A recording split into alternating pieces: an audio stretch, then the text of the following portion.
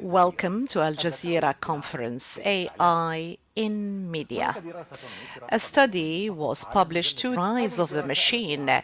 This study was prepared and authored by Dr. Zakir, head of the AI scientific research team at Oxford. Also highlights that there is not going to be any need for personnel in media institutes. News are going to be written and also published without any human intervention. And distinguished guests, ladies and gentlemen, my name is Ahmed Fakhouri, and this was not me. This is a person that I do not know. This is the same kind of attire. This is not the problem. The problematic lies in the fact that he is telling you fake news. First of all, Zakir Smiljek is not a researcher from Oxford Institute.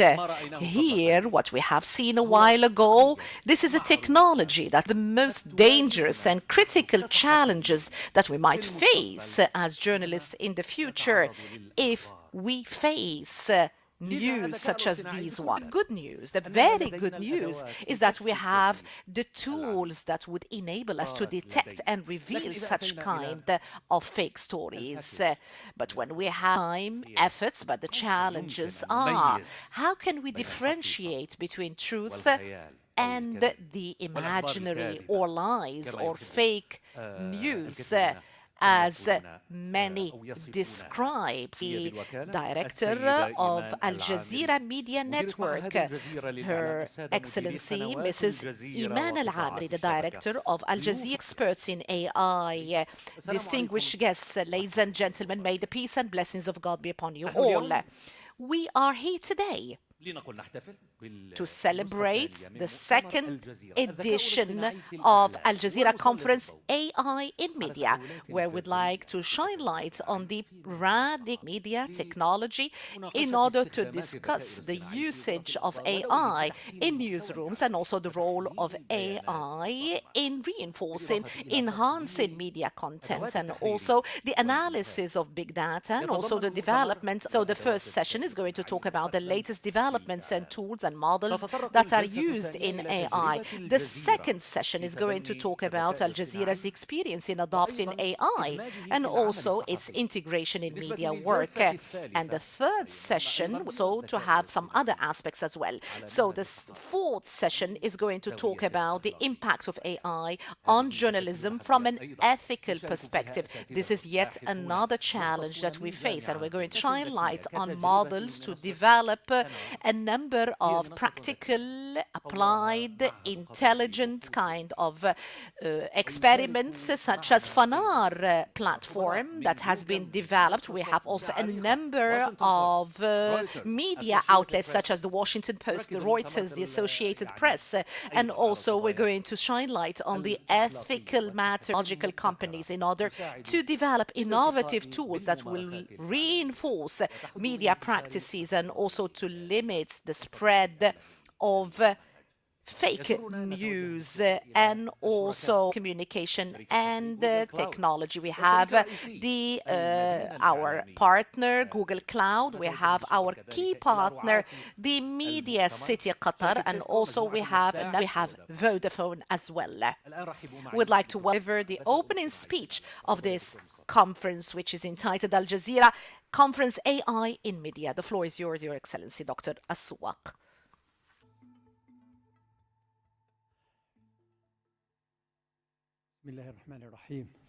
In the name of God, the most compassionate, the most merciful, may the peace and blessings of God be upon His Prophet and His companions. Good morning to you all. We would like to welcome you to the second edition of Al Jazeera Conference AI in Media. We are here today in order to continue our discovery of the deep impact of artificial intelligence that was hosted in March 2023. Al Jazeera network and still use of artificial intelligence tools and diverse applications. Al Jazeera network has exerted a great deal of to rub shoulders with the developments that are taking place in order to reinforce the efforts exerted by our journalists. And within this framework, the different channels of Al Jazeera network and its digital platforms, different tools to enhance production, archiving, publishing, and content customization processes. Al Jazeera Media Institute has played an important role. Dozens of articles and videos that address the use of AI in newsrooms and also providing advanced training programs that aim to provide journalists with practice and responsibly. Distinguished guests, organizing this conference reflects our firm commitment to open a serious discussion media work before adopting these technologies. We are fully aware that artificial intelligence is not just a tool like other technical tools that journalism as a profession has benefited from and the future of journalism. And this places us before grave and important responsibilities that require awareness of opportunities and challenges and the ability to adapt to this reality according to that there are major challenges and risks within these important opportunities that artificial intelligence, and of course we should not forget media misinformation campaigns, which is supported by artificial intelligence and that pose a major threat to the journalism profession and threaten the bias resulting from the bias of the data that these tools were filled with and trained on, which may lead to the reinforcement of certain stereotypes or marginalization of some groups. And all the above, I hope that the conference will not be just a platform to present theoretical interventions, but rather employ artificial intelligence in the service of journalism and human beings in general. And in this regard, the conference hosts a constellation of academics, experts from leading companies coming from different parts of the world. And also this also includes a number of practical workshops that look into practical ways as to how artificial intelligence tools are used in different aspects of our journalistic endeavors and work. And we aspire that this conference will come out technologies effectively and efficiently while maintaining professional and ethical values as well. We should not forget that human beings should always be at the heart of human intelligence is more sublime and more important, and this leads us to emphasize the need to enhance cooperation between media professionals and technology experts to develop tools and method the entry of artificial intelligence into our journalistic arena. Finally, I would like to take this opportunity to thank the Al Jazeera Media Institute, its management, its staff, for their valuable efforts in organizing these efforts, and departments whose efforts have been combined over many months to organize this very important event. I would like all expertise and rich experiences would like to express our utmost appreciation and gratitude to them all.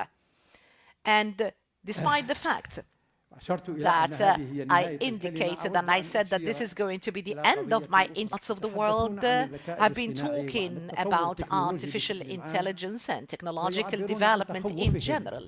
And they talked about their concerns. They feared that the machine will become and become enslaved by this machine. I thought about what speakers normally think about. How can I story that perhaps would open our appetite for intervention, for discussion. So I thought maybe I could have been able to resort to do that if I had somebody to lean on in this regard. And I started carrying and doing research. And I wanted to look into a number of anecdotes, jokes, the best 10 jokes, or any particularity about those jokes. So persons, when they started explaining those jokes, those anecdotes, meant that the beginning of you reading it.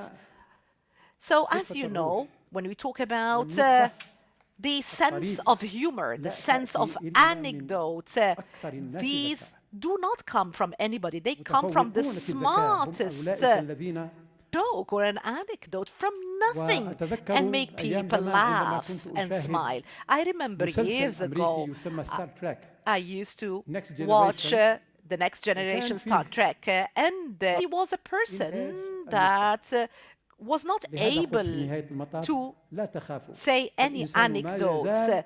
He was a genius as machines, artificial intelligence cannot come up with jokes and anecdotes. So the pathway is very, very long for companies developing AI. May the peace and blessings of God be upon you all.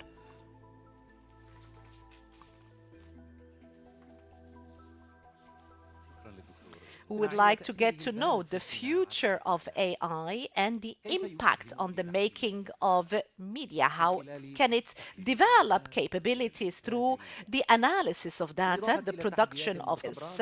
So we'd like to welcome Mr. Abraham Maldonado from OpenAI, who is an expert in AI and the metaverse, and he was on systems. Mr. Abraham, the floor is yours.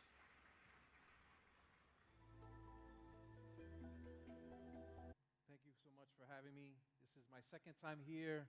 I was here in November, and I had camel milk. I got lost and stuck in the sand dunes with Sheikh Mansour Al-Thani, and I had a great time. If I don't scare you, then I didn't do my job. I want to excite you. I want to scare you. I want to bring you some wonder and show you what is in store in the future and get us all ready for that. Hispanic descent, I'm Puerto Rican. I grew up in a very low-income home in New York City. And how did OpenAI find me? I was doing social impact work with technology and education. I would help underserved communities to learn tech skills, to what they call upskill, right? Get ready for the future. And in 2020, I was reading about GPT-2. Wow, this is really cool. I want to get my hands on it. You know, I'm a sci-fi geek. I'm a Star Wars fan. AI, dangerous. I was like, sign me up. And I opened the inbox, and it's Greg Brockman, the co-founder of OpenAI. And he said, give me your email. I want to give you access to this new thing we're working on called GPT-3. It's still in research, but we feel like your work with education, which means I got to test the models months to years before they were released to the public. It was 2021 when they said, hey, test out this new chat. Let us know what you think. Fast forward a couple years, that became ChatGPT. Test new models and give them feedback on how it impacts the broader world. Art magazine cover for Entrepreneur Magazine, for Business Magazine. Entrepreneur Magazine reached out and said, hey, we want to make our first AI cover. Can you do that for us? And this was made with Midjourney back in 2023. I also made the first earlier today. Her name is Clara. She was the first to get her own magazine cover. Her name is Clara, and that was with the Aldea, a bilingual English and Spanish magazine. And then the Washington Post reached out to me this past November and said, we want to do create AI art and AI images representing women in beauty and some of the flaws and the biases and the ethics around that. So if you look up Washington Post and AI and beauty, you'll find a story that features me and my work in there as well. So the media industry, over the years, has constantly reached out, but also the dangers that can come. Another big project is I'm building MasterCard's first AI product, called the small business that guides you through that small business and entrepreneurship process. And the way that we do that is we make it people. What I did is I found who were the small business directors, small business administrators that help small businesses every day from their offices in the communities. And I said, you are the ones that are going to help us train this AI. Because the AI will not know what to do if they don't. In pilot, it has been released in the US first, and then we're going to broaden it out to other countries. Like I said, I'm a Marv Clara. Clara is my digital human agent. We also specialize in designing digital humans, or what we know as digital twins. And she was the first digital human designed with GPT technology. She goes on tour with me, speaks on stage, and today we'll hear from her to get her thoughts on how AI will impact. To more efficient news gathering, AI will empower journalists to focus on impactful storytelling. However, it's vital to maintain ethical standards, ensuring transparency and combating together to harness this technology responsibly for a brighter media future. The vibrant culture expressed through stunning architecture, art, and warm hospitality showcases a deep respect for history while embracing the future. Plus, the commitment to education and technological advancement makes it a fascinating hub for growth and creativity. Ended up being one paragraph in the AI instructions. These instructions, what will the impact analysis? This is how it identified the structure of a media company. Everything you see here highlighted in purple is at risk of automation. Over 80% of those, that's still us. That's still you. The research can be conducted by AI. The relationships of managing those sources, that's still us. Production side, today I'm going to show you several examples of media and video model, but the creative direction still comes from us. And on the business operations side, if we lay out our strategy to those AI agents, it can handle the rest, from budgeting to hiring to writing up contracts.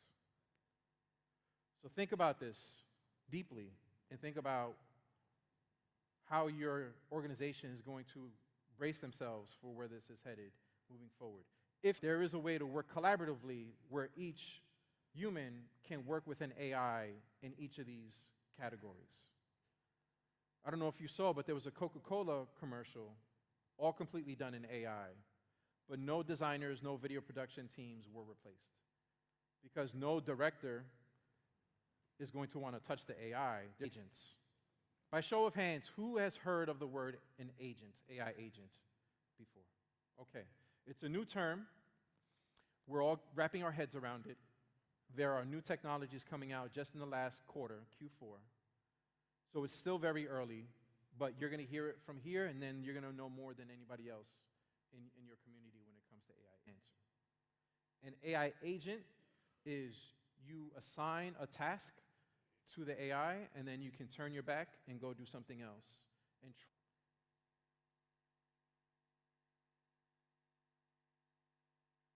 next slide. Okay, so these are the potential. Let's get a snapshot. You could take a picture. But on the left, for every opportunity to innovate with agents, there is a risk on the other side. It's still worth doing everything on the left if you prepare for everything on the right. Because of the strategic advantages, the competitive advantages, the revenue advantages that it gives you to scale up your operations, to make your operations more efficient through automation by assigning tasks to these agents. Agent yet, Microsoft hasn't released their agent yet. Salesforce came out with Agent Force, but it's very hard to set up. So you're early. I'm running. So again, I'll give you just one example. So the 24/7 monitoring of global news sources. This can be a constant feed of the AI agent combing the stories that I found. Do you like these? Do you want to release any of these? Without you touching a single thing. And then you're just giving a step with these 20 and generate the images or the videos or the production schedule. But in your world, you have to battle AI for good versus AI for bad. Black hat versus white hat. Media authenticity versus media misinformation. That you can program and design some agents that can help you identify the authenticity of your work. Now I'm here to give that stamp of origination to your content and to your work. We'll save that for another talk. Tools that are coming out, well, coming out and are out currently for media production. And our children, the next generation, is going to be the on-demand generation. Our children will not wait for technology worlds. So let's see what's in store for us. The first tool is called Wonder Dynamics, invested in by Steven Spielberg to create Pixar-style. Do a test to just kind of see what kind of head shapes I can mess with, like adding a helmet or Next a video, hat, please. or having something sticking out of the character, maybe horns. But only by our imagination. Welcome to Wonder Studio, where making movies with CGI It's all drag is and as drop. simple as selecting your actor and assigning a character directly into the scene. Whether it's one shot or a full sequence, Wonder Studio analyzes and captures everything, even tracks the actor's facial performance. All the artist needs is a camera. Okay, next video. You never have to go to Hollywood again to make these kind of movies. You can. This platform called Showrunner AI is what Hollywood is worried about. This is a platform where everyone can make their own TV show. Just an example where you can generate your own South Park episodes instead of waiting for a new season. To introduce an episode, you can text prompt the story concepts and let it go from there. If you can play the sample, we'll only play a few seconds of this. Prompt about what the story is about, and you let it do the rest. So now, think about a user-generated Netflix, where every show on this streaming platform will be generated by a viewer and a user, instead of waiting for University, and we're going to talk about the exciting world of simulations today. Like video games? Yes, Stan, somewhat Okay. like video games. We but can go on instead to of the next one. controlling a character. OpenAI Play the video as they talk over it. just dropped some brand new Sora videos, and they are absolutely stunning. So we're going to take a look at those today. Now, the OpenAI team went out and got featured creative community going to And they just announced this video technology now has reached 4K. So we thought, oh, the limitation is Runway ML just announced yesterday that it's now in 4K. So you can now generate content with photorealism, hyperrealism, and HD quality. Next video, please. Video models. That means this level of technology is completely free to build. There is no, now Sora asked for people to subscribe $200 a month, $2,000 a month to get that 1080 to develop with. Now the opportunity here with this is that code and technology and build their own with it. You have to empower yourself by taking this technology, but making it with that cultural nuance, that cultural authenticity in San Francisco or in China to represent you. So take these technologies. A nonprofit charity organization came to me and said, hey, we need a media campaign to raise some money for our organization. Can you help us with a campaign? And I shared. So this whole music video was done in less than 30 minutes. From the music to the videos of the children reading books, an ad campaign for this organization. Nothing that you see here is real. It's all AI generated.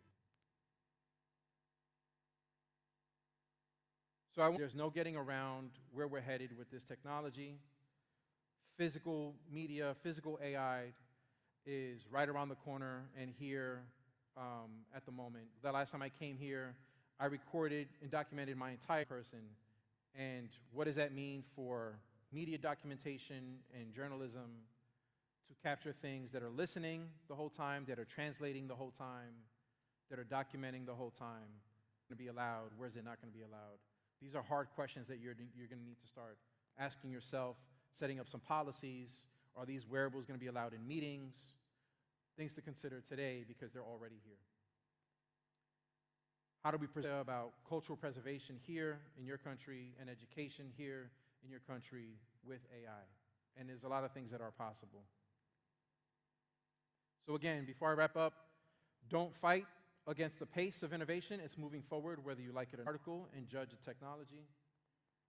Don't let your fear get in the way of your future readiness. It's only going to slow you down. And don't forget about those 5 C's. Create culture, creativity, critical thinking, communication.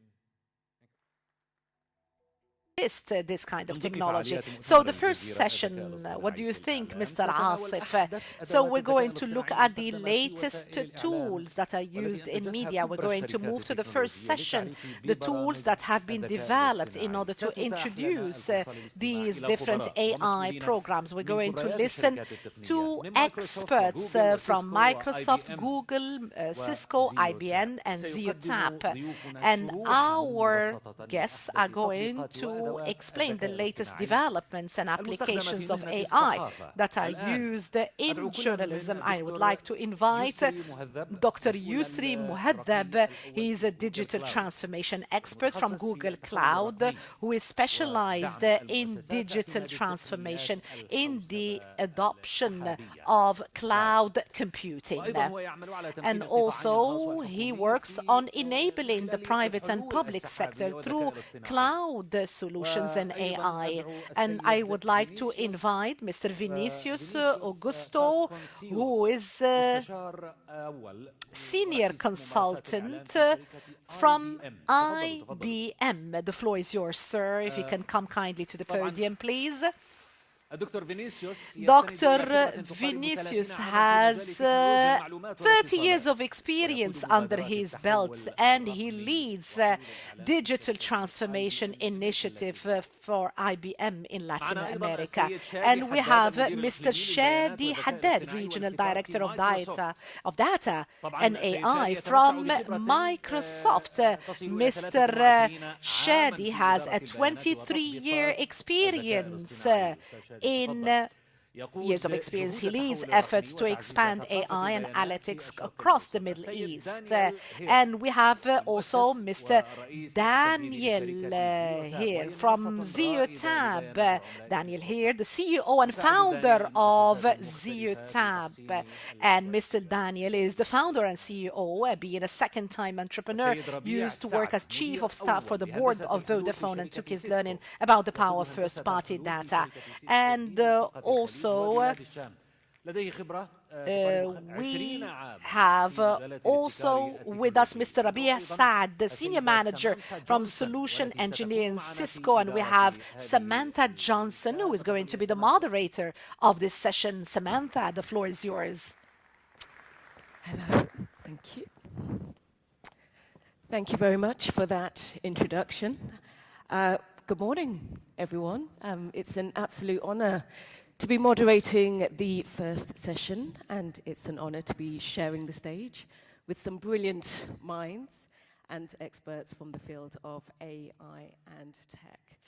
So we're going to break down the first session in 3 parts. Now, the first part, we're going to focus on the AI tools that we can use in our newsroom today. The second part is going to be about the challenges that we face when we use and adapt to these AI tools. And the third part is going to be about the future of AI and whether we will all have jobs in 10 years' time. Because that keynote, oh my gosh, I'm going to be replaced by Clara. I can feel it in the next 15 years. A little reminder, we are having a Q&A session towards the end. You will be able to scan a QR code and you can upload your questions then. Also, I know everybody in here is incredibly busy, but could you all put your phones on silent? I'd be very, very grateful. So, okay, let's kick things off with Dr. Yusri. Thank you very much for joining us. First of all, I would like you to tell us what is happening with Google at the moment and what new AI tools we can use in the newsroom today.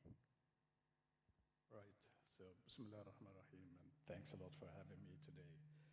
So, I believe as representing Google Cloud in this session, so I'm really fortunate to be here in such innovative environment and community like we have in Qatar. So we at Google, we launched our office, I believe, 3 years ago. And we start the discussion, okay, what is the next after bringing Google Cloud to the country?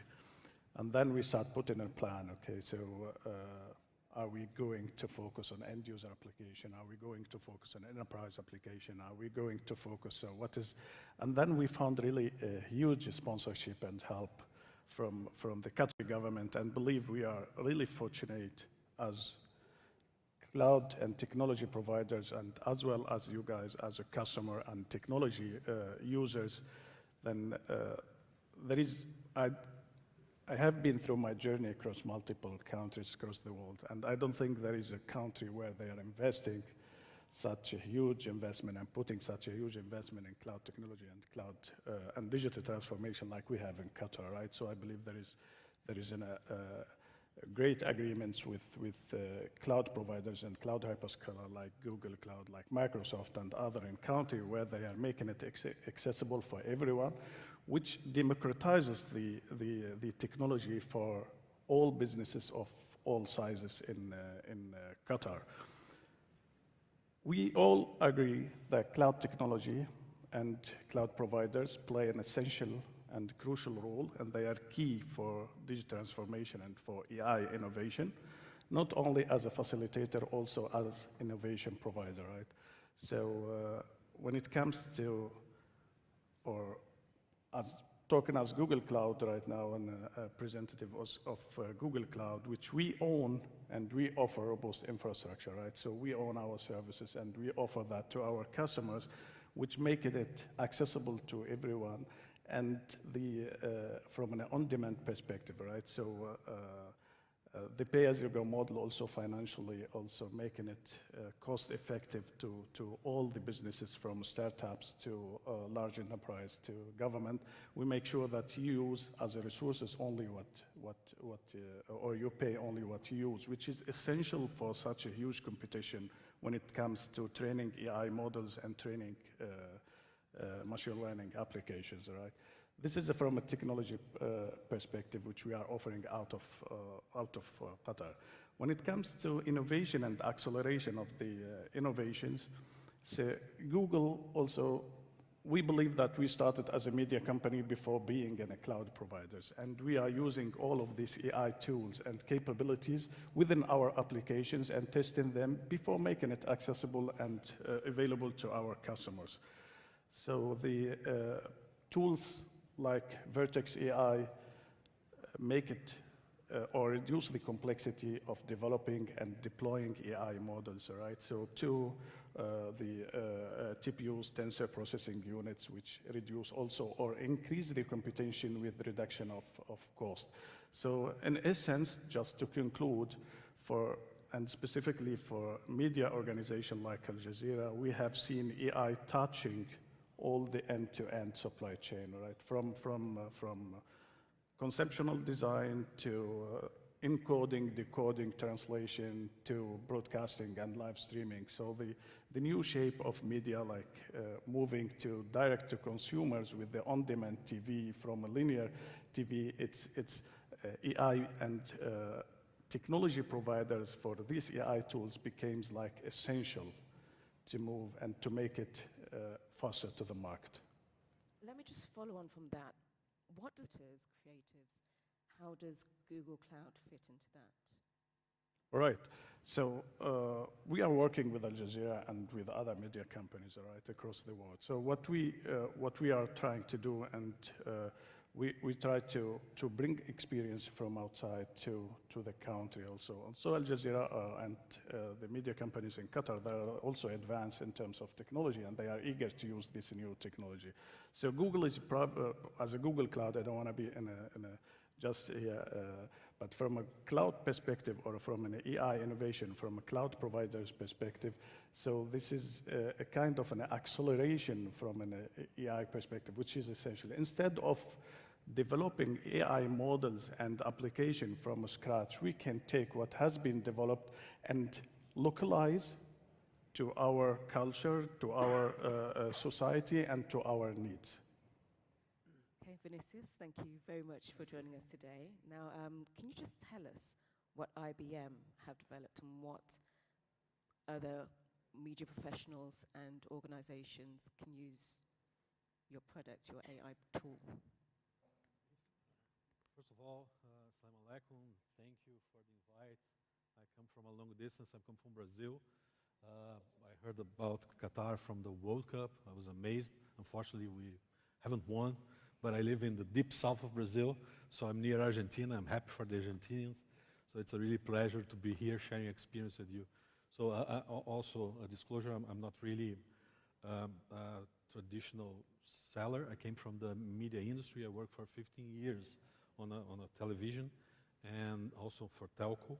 And I'm not really expert on all the details about the products of IBM, okay? And IBM does not officially do products for media, especially for media. We work with clients on transformation using our solutions. So basically, we have a set of tools provided by Watson Technology, which are focused mainly on working with data, working with AI models, working especially with governance. So we have an ecosystem of products called Watson X. So Watson X Data, it's the data platform, so you can upload the data, process, analyze the data. Then you have Watson AI, which has where you can build and manage all the AI models that you develop. Some AI models, we have a library. Some are focused also on media, especially media applications. And I'll tell them after when I go after it. And the other application for Watson X is Watson X Governance, which helps manage the life cycle of the governance of all the assets that you create on an organization, help the risk management, because we will see, especially during the discussions here, about all the challenges and the risks that we have for AI regarding bias, regarding hallucination, and it's a tool that you can monitor everything that happens. If there's any problem, it gives you alerts about that. And also, there's a set for regulatory compliance, because it's also an issue for AI now, since we have so many different regulations all over the world about AI. We have the EU Act in Europe, but also if you see, for example, the United States, they have more than 31 state different regulations regulating AI. And so all the documentation about the models and everything that you do can be organized there. But besides that, we have our own model, which is Granite. It's a family of models for AI. And mainly focused on text and coding. They are lightweight models. And we part of that, we also have a unit on IBM called IBM Consulting. That's where I'm part of. So IBM Consulting, the challenge for IBM Consulting is creating the methods and the practices to support the deployment of AI in the organization, especially giving this practice for strategic, for data and AI strategic implementation. So what we will see also as a development this year, like Brian said, and it's a solution that IBM is working on, is the agentic AI. I think it's the buzzword for the next year. this year, in fact. And I think we can see a lot of automation coming from it. And IBM has all this set of automations with what we call digital workers. And I think we can see an adaptation of this, especially for video too, like performing actions to help produce video. Okay, many kinds. And as you just mentioned, you're from Brazil, so you know the Latin America market very well.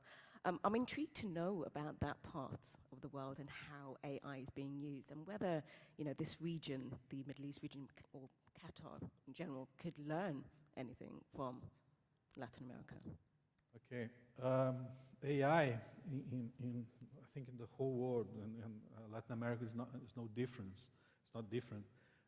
It's being used for mainly three key areas, which is productivity,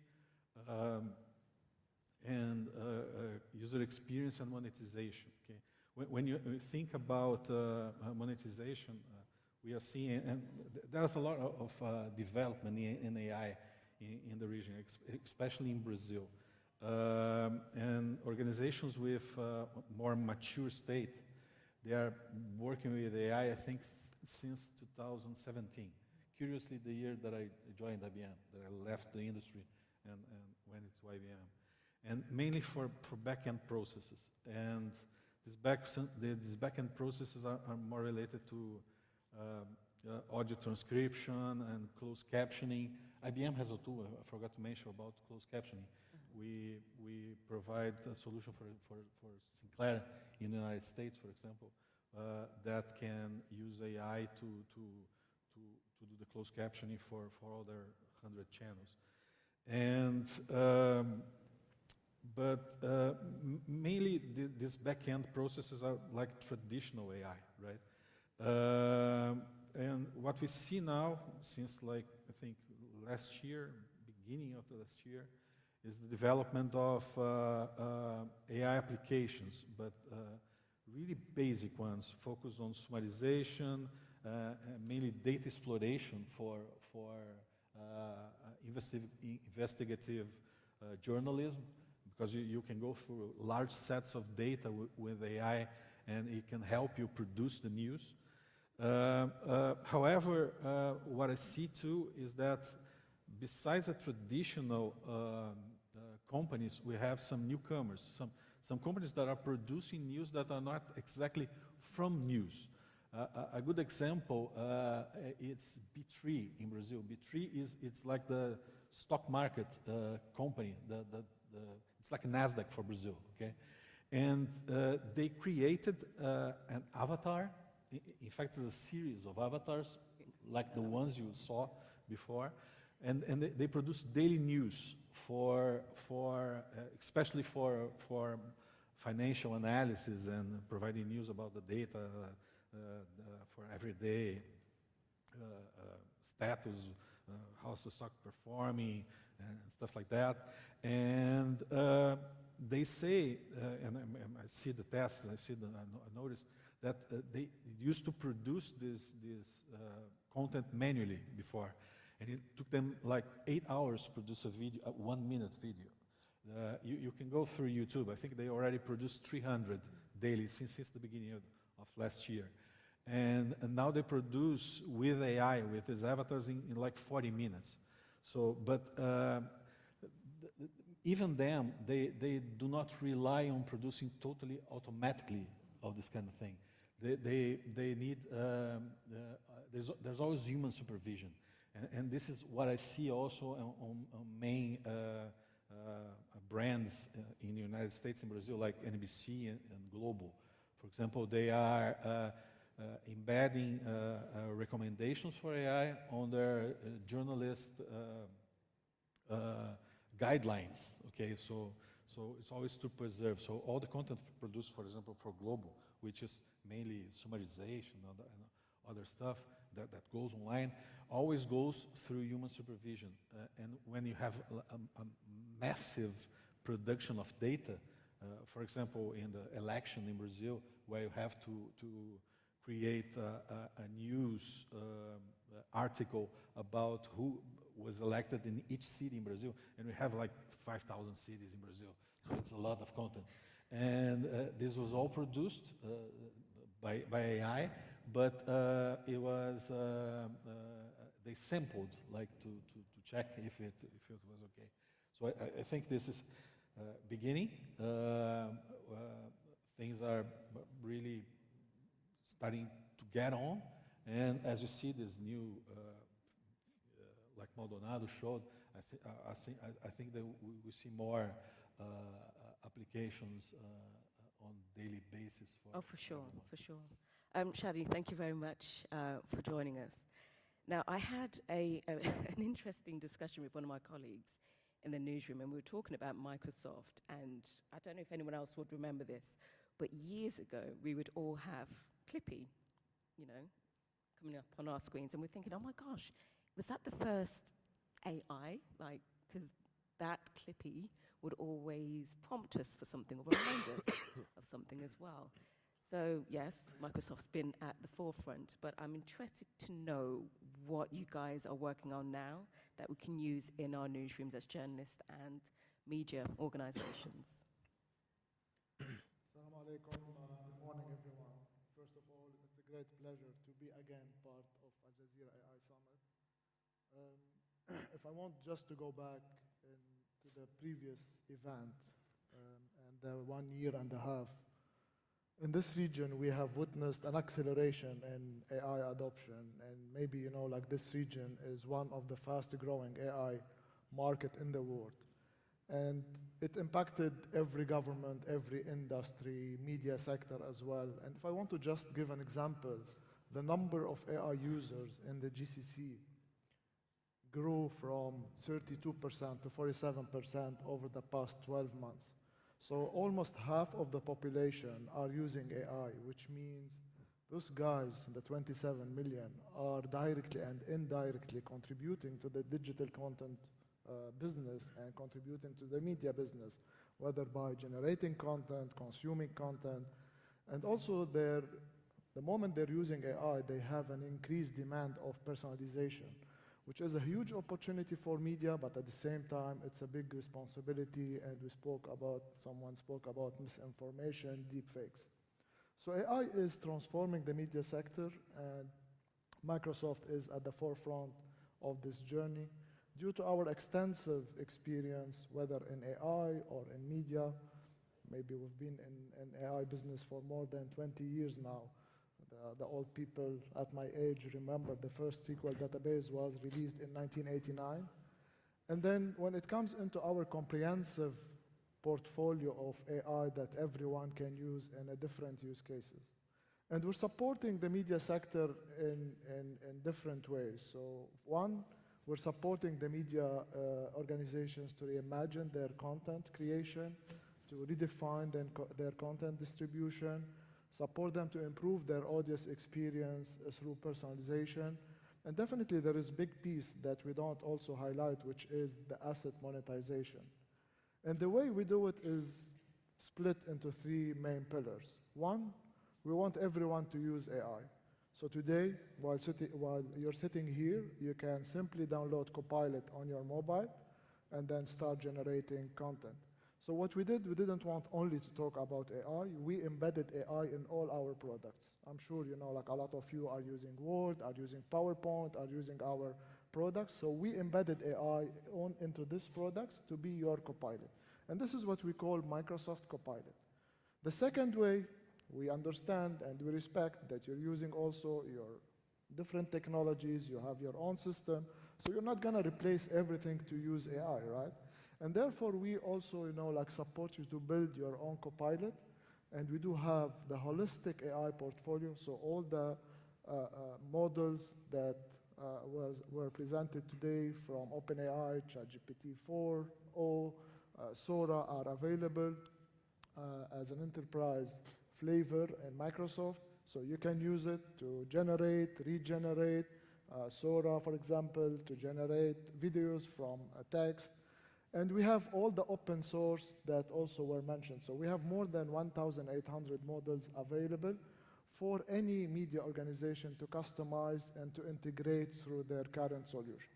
The third way, we also understand that there are some industrial players industry who are also our partners. So take Avid, take Sony, take Adobe. So all those companies also are our partners. We supported them and we partner with them to embed AI into their technology. But keep talking about, like tools is amazing. Let's see, like this video from Al Jazeera and how Al Jazeera is using AI into media. If you can please play the video.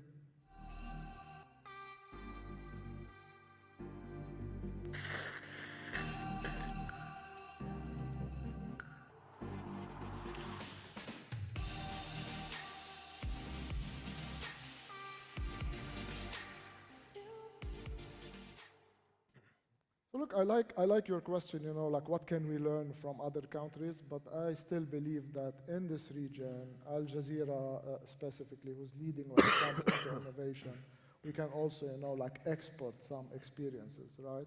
And this video is an example on how any media organization can use AI to generate content, to summarize content, to ensure, like the accuracy of the content, to address different markets by a quick translation, live translation, and also, like to leverage all their archived content to enrich the news. At the same time, also in the same example, they're using intelligent, like digital avatar or cloning the sound. So this is one example of many initiatives that Al Jazeera is driving, and we're very proud to be their strategic partner, where it's not only about AI, it's AI in action, it's AI in use. And there are also other examples. Someone mentioned Associated Press. So they're using AI to generate, like and accelerate and automate their earning reports. And they were able in 1 year to generate 3,700 reports while saving 20,000 hours of labor, which means AI can also support in accelerating, improving, while saving time, so journalists can also focus on their core business. I like the idea of AI supporting us, but I think maybe there is a general fear of it replacing us at some point, and we'll talk about the challenges. We'll talk about it, yes. a little later on. Daniel, I'm going to bring you into the fold here, and you're the CEO of ZeaTap. How can ZeaTap help media companies and professionals? Assalamu alaikum. It's a pleasure being here. It's my third time in Qatar. I'm impressed with the hospitality and the warmness of the region and the people. And it's also great to see how Qatar actually invests into the future. I wish Germany would be looking into this a bit more rather than only protecting the past. ZeaTap is a software that helps large companies, media companies, telecoms, retail companies, in Europe, but we're also looking into Qatar now. That's why I'm here. Better understand customers, end users, because a better understanding of the end user usually means that service levels can be improved and personalization across different touch points through the app, through the website, through the call center, through the chatbot can be improved, and that eventually leads to a better experience. The software itself uses the data that large companies already have to create a 360 profile that is available to anyone. Not only the IT, usually in big companies, business people want to improve the personalization, and then they call the IT, and the IT says, sure, you can get the data you need, but it takes 3 months. And you don't have months. And then the business person says, all right, I need it in a week. Yeah, well, you can also wait 4 months, right? With our software, there's an automation between the IT and the business people. However, it's still software, and it's still the human that has to use the software. And with any software, and there was a comment, I think, done by Adrian, who said, yeah, it takes time to implement the software, and it takes time to adopt, and so on. The incremental improvement with AI, and I intentionally say incremental, is that now it's going to be a lot easier for the business people to use our software. So we partner a lot with Google and Gemini, for example. And while in the past, business people had to understand what kind of data is available to create the 360 profile, now the AI will do that, right? So the business person can just say, give me all people that have been very active in the last 30 days and have this and that criteria, and the AI will find it. In the past, when you implemented a software, business and IT had to collaborate to get it done, and then you had deployment cycles, the bigger the company, the longer, between 3 months to 9 months. With AI, the software will itself figure out how to match the data and how to get the software implemented. And then in the end, today, whatever software there is, it's limited in a way to the human processing power, our mental capabilities. So in our case, say, the email marketing team and the website personalization team and the app team and the call center team, they need to work together to create a coherent journey so that the right hand knows what the left hand is doing when engaging with the end consumer. Which means a lot of humans have to interact and they have to meet in a workshop and go to the whiteboard and think through a journey, and some guy is skeptical, the other guy is very progressive, and in the end the outcome may be great, but it's limited to human cognitive abilities. Incrementally with AI, the AI will scan the data and predict the right next journey, right? And then the human can always intervene and change, but the AI will predict. So potentially the alignment and the personalization and the servicing of the end user improves. That was all incremental. Now, midterm, I think this was done by the first speaker in his presentation. I think AI will, in a way, for us, replace a front end where somebody has to do something and click, and you will have an agent like Claire, and this agent will say, hey, welcome, James, right? What do you want to do? I want to create a campaign. Great. Which channels do you want to create the campaign? I want to do an end-to-end journey to welcome the user. He just signed up. Great. How often do you want to target the user? Well, not too often. I don't want to stress him, right? So I think AI will help publishers, media companies to completely, in a way, automate their business. And it's all about acceleration in the end. And what are the benefits as well? Can you tell us how organizations, thank you. Can you tell us how organizations will benefit from something like ZeaTap as well? Yeah, from us directly. Internally, we drive automation between IT and business. As I said, usually business wants to run personalization campaigns, improve efficiency across different teams, and they always need input from IT in terms of data. And then I did the same when I worked at Vodafone. I called the IT, and my boss was one of the board members, and she said, Daniel, I need this and this data. So I called the IT, and she said, yeah, I can give it to you in 3 months. With our tool, there's no manual calling, so business people have their fingertips on relevant data at any point in time to run a campaign, for example, or to create an audience. So there's automation. That's the internal perspective. The external perspective is personalization. In Germany, Porsche, for example, every consumer of Porsche receives the same email newsletter, whether it's someone who likes electric cars or someone who likes the traditional engine. This doesn't make any sense, right? There is the data usually there in big companies, but it needs to be brought together so that the end consumer sees what is relevant to him or her. Another example is we often buy products and then we keep seeing marketing messages for the product we just bought, right? So this kind of things we help automate and then improve personalization. Thank you very much. Rave, I'd like to know, how is AI transforming live media production and how we can balance automation with creativity and ethics, and of course what Cisco has for us in our organizations? Thank you, Samantha. Assalamu alaikum, everyone. It's really a great pleasure to be part of this conference. Now, if I look at Cisco, I think mostly people recognize Cisco as a company powering the back-end fabric of the media when it comes to connectivity, cybersecurity. But we're also focusing with our customers and media specifically on helping them also port or bring the AI models, in most of the cases, closer to the data. And some of them want this to be locally done within a sovereign cloud rather than the public cloud. Now, apart from that, I want to maybe focus on what we're doing with our WebEx platform as well, which is our calling and collaboration platform, but also it's a hybrid event platform and a personalized experiences platform.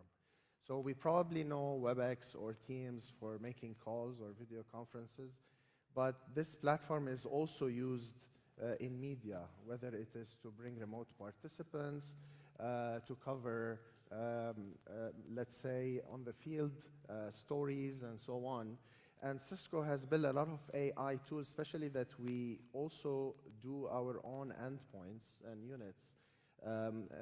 Things like, for example, automated camera framing, enhancements of the visuals or the video at the end, proper eye contact, for example, during live or video feeds. Also, reconstructing the quality or maintaining a high quality of video feed and audio feed, even through, let's say, mediocre communication media, or even when packets are dropping heavily. So there's a lot of AI models that are used there. In addition to that, we're definitely looking at enhancing the audio by removing background noise, chat, etc., but also all the features around translation, real-time translation, transcription services, as well as summarization. Now, when you're doing, let's say, an interview, it would be very much useful to have a summary of that interview, and then also timestamps for specific words, conversations that you can go back to. Now, definitely all these use cases are available on the platform, but they can extend and you can draw parallels to have those use cases actually addressing an archive of the media, where you can also do summaries, retrieve easily pieces of information from a bigger archive. Now, if I want to focus more on event management as well, we're looking more and more to hybrid events where we have more virtual and physical attendance. And the WebEx platform, we're using it part of our main, let's say, conferences that we do worldwide, like Cisco Live, where we have 20,000 registrations, more than 200, 300 sessions that people are attending, and helping attendees build their agendas using AI, helping them interact before and during the event, have the capability for remote participants to ask questions, interact, get also the insights from the chat, like what's the tone, what's the emotions of the attendees, and also augment the physical participation by having more and more details or capabilities for even the physical participants. Now, definitely, also the event management can benefit a lot from this, especially from the flow of the people within the venue, the dwell times in certain sessions, and so on. So all these use cases really can apply to any type of broadcast event. Now, maybe one last example that I want to give that comes also from our Cisco Network Academy, which is educational organization, a global one that Cisco established in 1997 with the message or with the vision of ensuring IT training for everyone. So we partner with governments, we partner with academies to create an online content for education together with an instructor-led training program. So we graduated more than 24 million students so far. We have more than 30,000 educators. And you can see the challenge of maintaining that library of training sessions, etc. So what the academy is looking at today is using the Gen AI, where the instructor can record the content in English, create an avatar similar to the one that we saw before, and then and automate the process of creating that same content in 50 languages easily, instead of having each educator record that. So imagine the impact that will have on the student when they see the educators also talking in their own language. So these are just few examples of how Cisco is actually using the IT or technology in the media or communication field. I don't know about everybody else in this room, but I'm from a generation where when I had to do my interviews or someone else's interview, starting off in the industry, I had to transcribe. It was so painful, but I had to physically transcribe that interview. But I love the fact that we've come so far where we have models, AI models like this, where we can transcribe and do it in different languages as well. Just makes things that bit easier for everybody. I don't think kids these days know the struggle. So thank you very much for that. Moving on, we're going to be talking about the challenges we face, I suppose, when we're using AI tools in the media. Daniel, I'm going to start with you. What challenges do media companies and journalists face when they're using AI tools?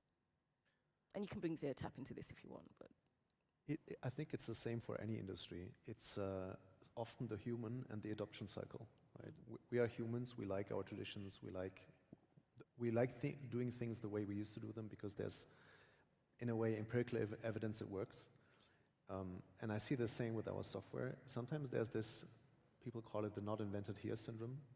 Right? It's often the human side. So the question is whether AI will accelerate adoption because it may use an avatar that is more sympathetic to the person trying to start using something like a software without being too intrusive, right? It shouldn't be like manipulation.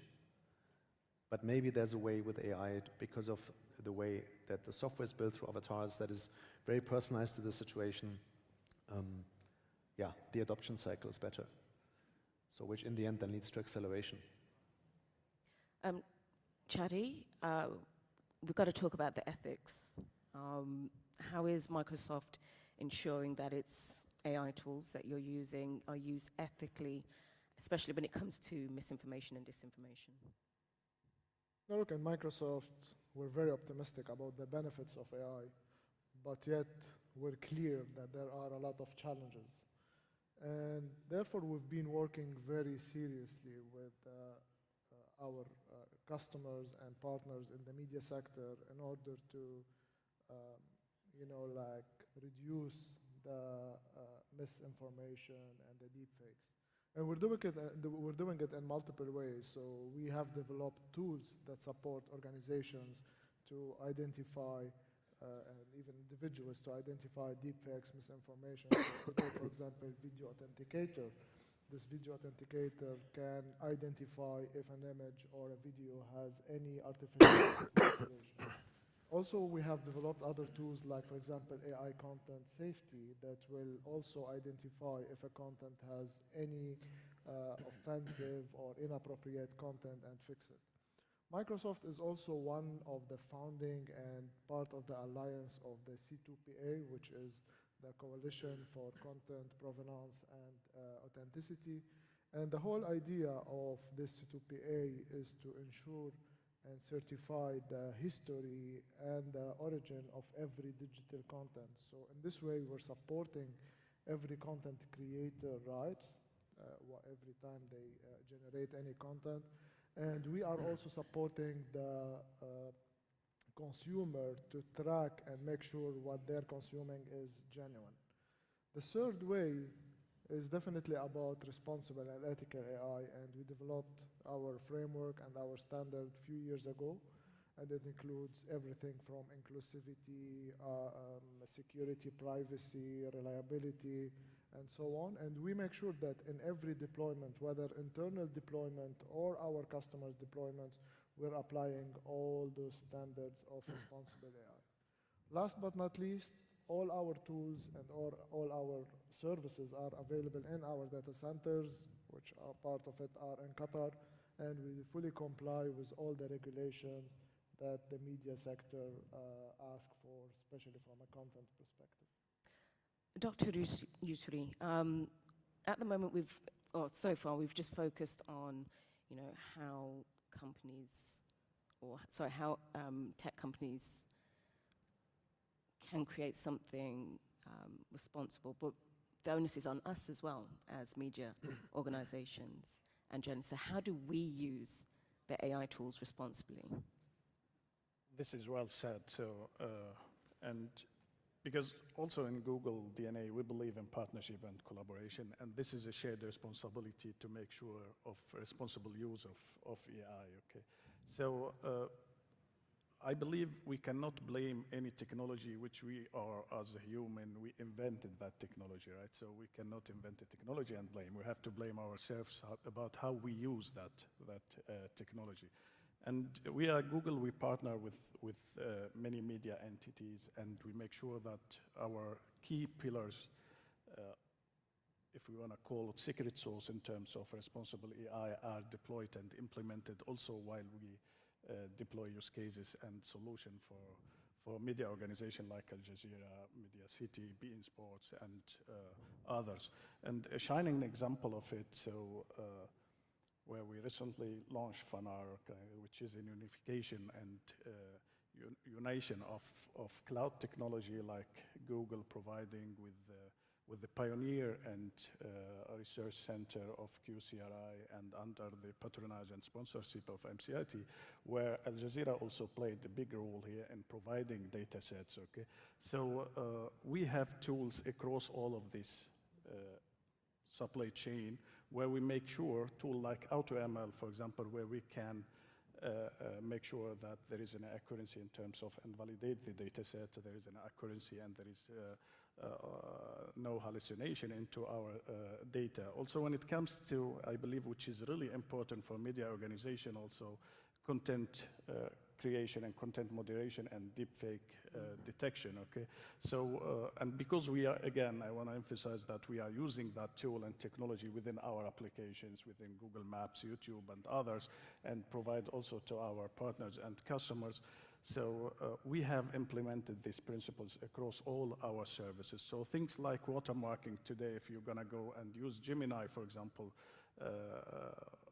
from Google, you will be not able to generate an image based on a personal name, okay? Because this is, we believe this is a privacy, and this is to protect user privacy. And this watermarking makes sure that we recognize what has been generated through AI as a content, whether it is in an image, it is in a text, or it is in an audio. And media companies also are here facing significant responsibility into this transparency. They have to disclose, okay? So we have to adopt and adhere to these principles. Another shining example, so we recently, and by the opportunity, I want to congratulate Media City here and Jassim for winning the world record, Guinness World Record on the most interactive Gen AI generated image, which was a collaboration between Google and Media City. And with that example, I want to emphasize going back to Dr. Mustafa Keynote, where he mentioned he was not able to find a human nukta generated through AI, because I believe the first wrong perception we have that we believe that AI will replace a human, but this is not the case. So AI tools should be an asset to humans. So a human oversight, it's really necessary and important in all the steps while we create and generate AI tools to make sure that human can add a lot of context to a complex situation where AI tools are not able to. And especially we are in a very specific region here, and Qatar is in the middle of this region, so we have to abide to this principle and the ethical principles to our culture and our society. I think we can all agree that, especially when we watched the first keynote, like, AI isn't going anywhere. We really have to adapt to it. Yeah. So, Rabi, how do we adapt to it? How do media organizations, how do journalists wrap their head around the fact that, you know what, I've got to wise up to this. I've got to make sure that I can work with a technology like this. So how do we get past those challenges? Yeah, so I think there are so many challenges when it comes to AI. Definitely it brings a lot of also efficiencies. Now, if we can mention a few challenges like the cost, the power required, the energy required to train all these models. But let's focus more on basically the bias around AI with the challenge.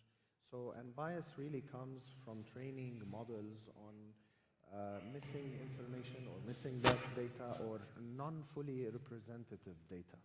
So if I look at, for example, understanding the emotions, let's say, so the AI tools might misinterpret emotions for underrepresented groups, part of that is missing from the training data. You talked about, let's say, transcription, right? So if we don't train the models on the right dialects or the accents, it might not recognize the right words, right? So it might have challenge. And I think we all face some frustration when we talk to the AI assistant on our phone to call our mother or our sister, and they don't pick up the right phone. It's a very valid point, because everyone is so different. Everyone has different intonations, different accents. It's not just, you know, the received pronunciation of English or, you know, Arabic or French. It's how do you do that? So that's exactly why we need to diversify the training data sets, right? And we have to keep on doing regular reviews on AI to make sure that we identify and mitigate the bias. Now, of course, there should be also a transparency in terms of documenting the process behind training the AI, the algorithms used, the data sets used. And I think Shadi mentioned transparency and a part of the ethical AI framework. And this is to push people really to give us more information on how they're training those AI models. Now, of course, there will be pushbacks because a lot of this is a secret sauce for the creator as well. But at least this will reduce the bias. Now, what we're doing at Cisco, for example, is to make sure that we have a diverse team of coders when it comes to AI, at least to ensure kind of a more inclusive outcomes when it comes to producing AI. Now, definitely other challenges that we can see also, I think there were mentions during the previous session around open standards as well. So today, I think media in general face a lot of challenge when they produce outcome or when they want to get outcome, let's say video or images that are more closed and not to the standard or the high resolution needed. So there should be really a kind of a push in the technology field towards more an open standard when it comes to media creation, for video, imagery, etc. There might be also an opportunity for deploying some middleware layers that will automate the process of conversions between different medias, but these are some areas that maybe we can see challenge. Now, from our side at Cisco, the main really challenge around AI in general is how to protect the AI, which is the cybersecurity aspect, but also protecting the models themselves. I think some of the, I mean, we saw the session around prompt engineering, so you can actually use prompting and do some nasty injections, for example, through prompting, masquerading those prompts or commands as user input, whereas they are actually jeopardizing the capabilities of the LLM. You can also inject poisonous data maybe to affect the model, or you can try to jailbreak the model. Basically, jailbreaking models meaning trying to bypass the boundaries that are set within the model. This means that you can push a model, for example, to be more aggressive, to produce content that is not really a moral content that you wanna get. And this is where Cisco really is focusing all the attention and all the innovation and all the money and investment really in that area.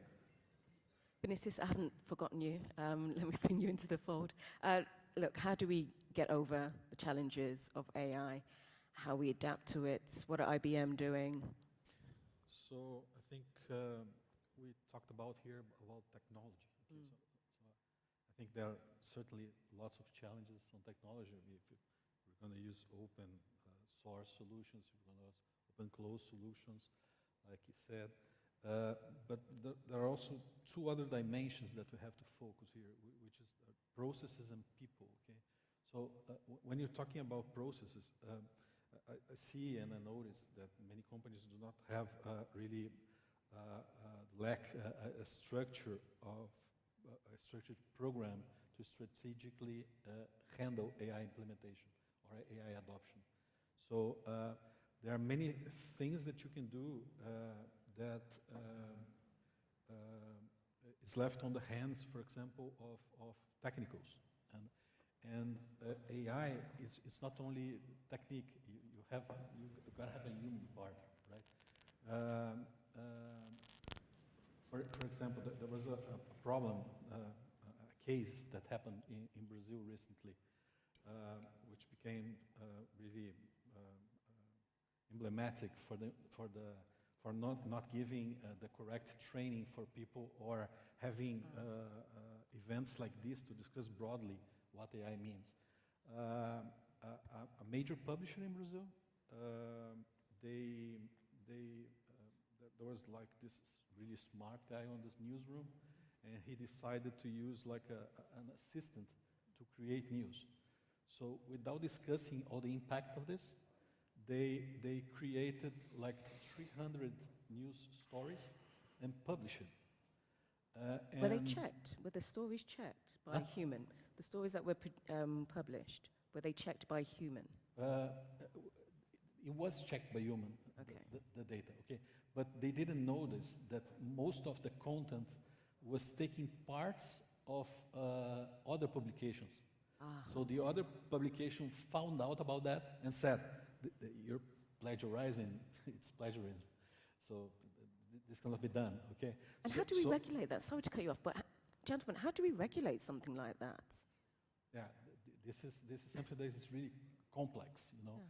So it's not simply using AI as it is, but it can help you, for example, the assistants help you produce the news, but maybe you have to use internal data or data provided by the journalists that can be used. That's why all these guardrails that NBCU and Global, for example, are using to not allow that, for example, editorial pieces or opinion pieces being produced by the use of AI. Because if you use closed models, for example, you cannot identify the origin of that specific part of the text, okay? So there are ways of using like prompt engineering that can help you write, but if you ask, give me like, produce a text like this, you know, you may have this kind of problem, you know? So you need to think about training. You need to think about qualifying people because the technical guys, they do not know the impact of the ethical part, the societal impact of the technology, like the humanity things. And the journalists, on the other hand, they do not have all the technical skills for that. So you gotta build a governance about this. You gotta build a COE that can handle all these implementations. Okay, so what I got from that was that you tech guys still need us journalists to work together. Okay. Definitely. Music to my ears, great. As you can see, there is a QR code behind me. If you want to ask any of our esteemed speakers a question, then please use the QR code and write your question there, because we are going into the final part of our discussion, and it's about the future, and it sounds like the future is looking bright because we're all going to be working together. So, Vinicius, I'm just going to stick with you for a second, but I'm intrigued to know how IBM are using major events to innovate in content creation and storytelling. I don't know if you can play the video. If you want to ask, yeah? You want to play your video? He has a surprise for us. We have a video that showcases how IBM is using US Open and Wimbledon. IBM, US Open, the USTA, and Wimbledon are clients for IBM for over 30 years. And we develop all the digital experience for both events and also for other entertainment events like the Grammy, for example. The objective of this is also really to grow the audience, to engage more, and to optimize their editorial team. So I'll ask you if you can play the video.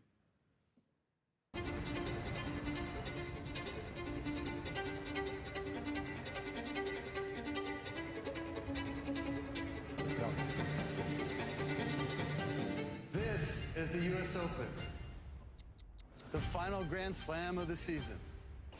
When New York becomes the epicenter of the tennis world, a place where you can feel the pulse of the city.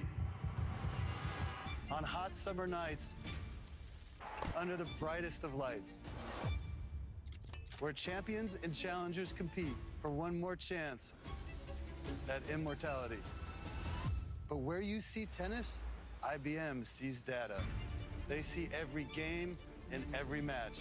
They know the speeds, the stats, and the scores. They see the movements of the players and the position of every ball and every point. With the help of IBM watsonx, the USTA is transforming this data into world-class digital experiences in the US Open app, generating spoken commentary for hundreds of match highlights, calculating likelihood to win, and for the first time ever, creating AI-generated match reports for every men's and women's singles match. IBM is keeping its finger on the pulse of the US Open so that millions of tennis fans around the world don't miss a beat. IBM watsonx in the US Open app. Learn more at ibm.com/US Open. So we started using AI for these sports events in 2017, mainly using like cognitive highlights. So we see the match and produce the clips. There's lots of data, lots of of content being produced in an event like this. It's 256 matches, and by the time it was all produced like manually. So they could not do all the highlights for each game. Last year, with AI commentary, for example, we produced 800 videos with different sizes. There are really small ones, there are medium ones, and it's not only now just giving the image or giving the best moments. We are analyzing each part of the video, understanding what happens on the video, and creating a story using LLMs, the Granite LLM, to tell the story about that video. We generate text, and we generate this commentary, which is produced by voice. Okay. Besides that, there is also match reports. We use all the content, text content related to the event, related to the players, the match itself, and from blogs. So it's structured and unstructured data that feed it in almost real time, because we use like RAG and fine-tuning to the model to respond something that happened like minutes ago. So it's something that we like the technical team from IBM works hand in hand with the editorial team from the events to produce all this. So this is the idea. I think that's super exciting, especially when it comes to live events, whether it's tennis, football, NFL. With your match reports and I suppose your stats and everything, will you be feeding those to media organizations? So it's like a feed that Al Jazeera could, I don't know, subscribe to, and it's like, okay, I've got everything that I need here, and then write my article about said match. Yeah, we have like the whole technique to produce this, so we could work with other clients in similar products. So, some of the products for them is like copyright protected, right? But the way of doing, the methods, we can reproduce with other clients. Another thing that I forgot to mention about match reports, I don't know if you noticed in the video, it always states that it's produced with assistant, with Watson X assistance. So this is really important to give this transparency for the public that everything that you produce, everything that you put on air is produced with the help of AI. Good. You know? Yeah, I think transparency is definitely needed, especially in this day and age. Rabin, let's look forward. I'd like to know how tools like generative AI, AR and VR, and sentiment analysis transform audience engagement in the media. I guess mostly we're looking at AI to bridge the gap between the content creators and the audience, right? To create that engaging and dynamic experience. So all the tools that you mentioned add to that. So if we look at the generative AI, for example, and we look at the use case around replicating, let's say, content in multiple languages, that eventually will probably come to the newsroom where the news reporter will be talking in English but broadcasting in maybe 40 different other languages at the same time.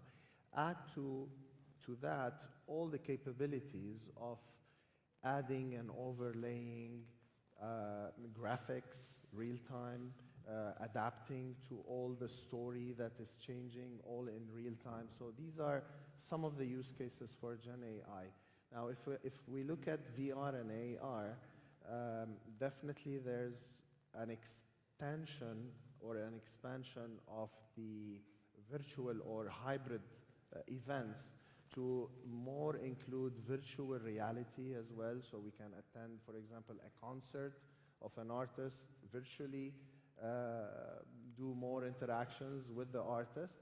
But going back to maybe the use case from IBM and also the tennis, it would be great to have AR technology for people attending the match. Like, for example, I really love the atmosphere in the stadium, but what I miss is the capability of me replaying some of the important parts of the match, getting the statistics, maybe the speed of the shot or the number of aces or the speed of the ball.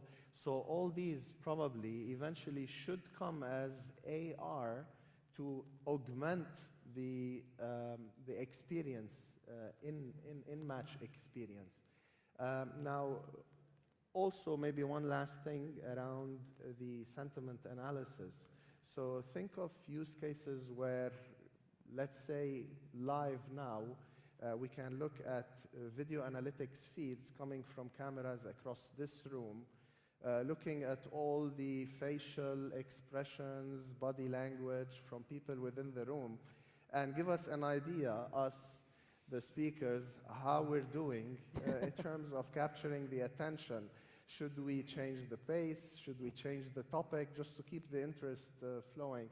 And we can extend that even to remote participation, like looking at the sentiment from text, interaction, polls, the type of questions asked, or even look and extend that beyond the stream itself, but into, let's say, social media platforms where you get all this field real time and provide the producers with the chance to change the pace, change the content, and adapt real time. These are really one of the key things that we see AI advancing in the future. Okay, we have to wrap up this part of the discussion pretty quickly, but I do want to get to Daniel Shadi and Dr. Yusri. Daniel, how can AI shape the future of the media?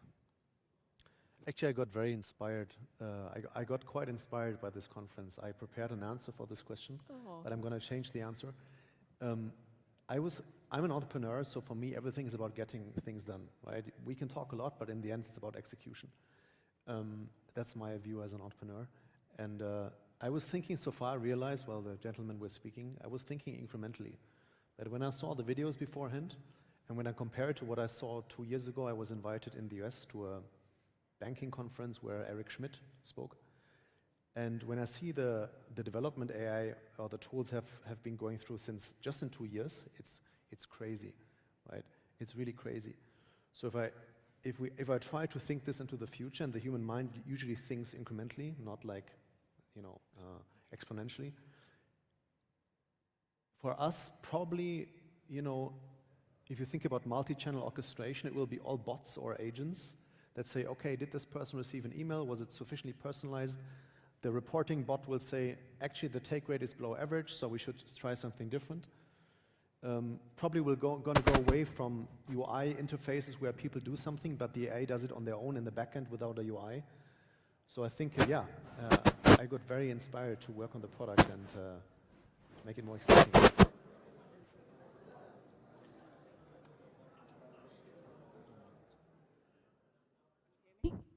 Yes. Thank you very much. I know I made a joke earlier on about, will we have our jobs in like 10, 15 years' time. I actually do feel quite positive about AI and how we can use it as long as we work together and there's transparency and it's regulated and it's safe for everybody to use.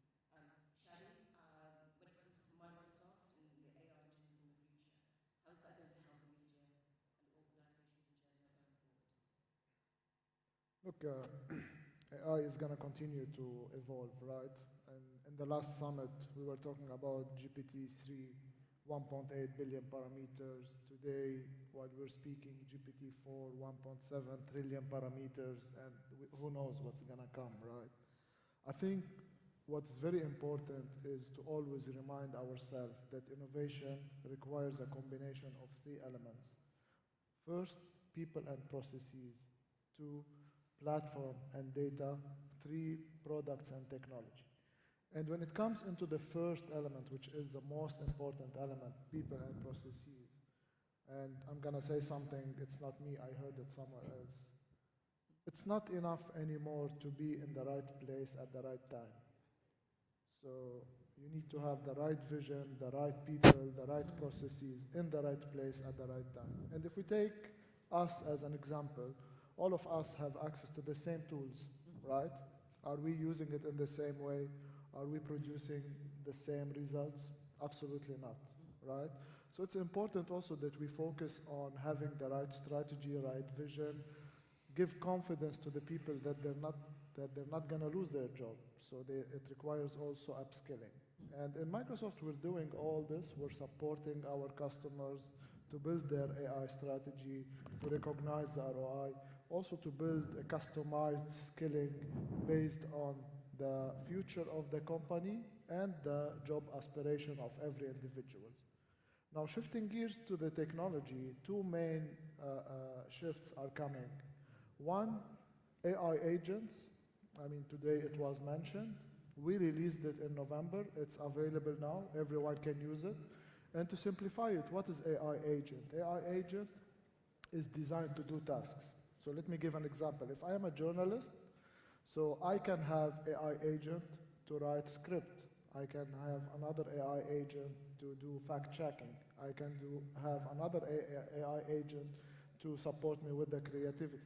So all those AI agents can work for me, and there will be task-oriented, working independently and automatically. And this is coming, it's available, and people can start using it.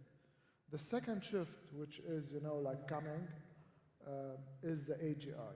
Do you know what is AGI?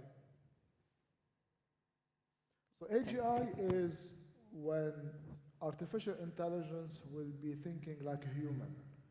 And whether we like it or we don't like it, it's coming. And then this is gonna take the whole where it might be doing jokes, I don't know.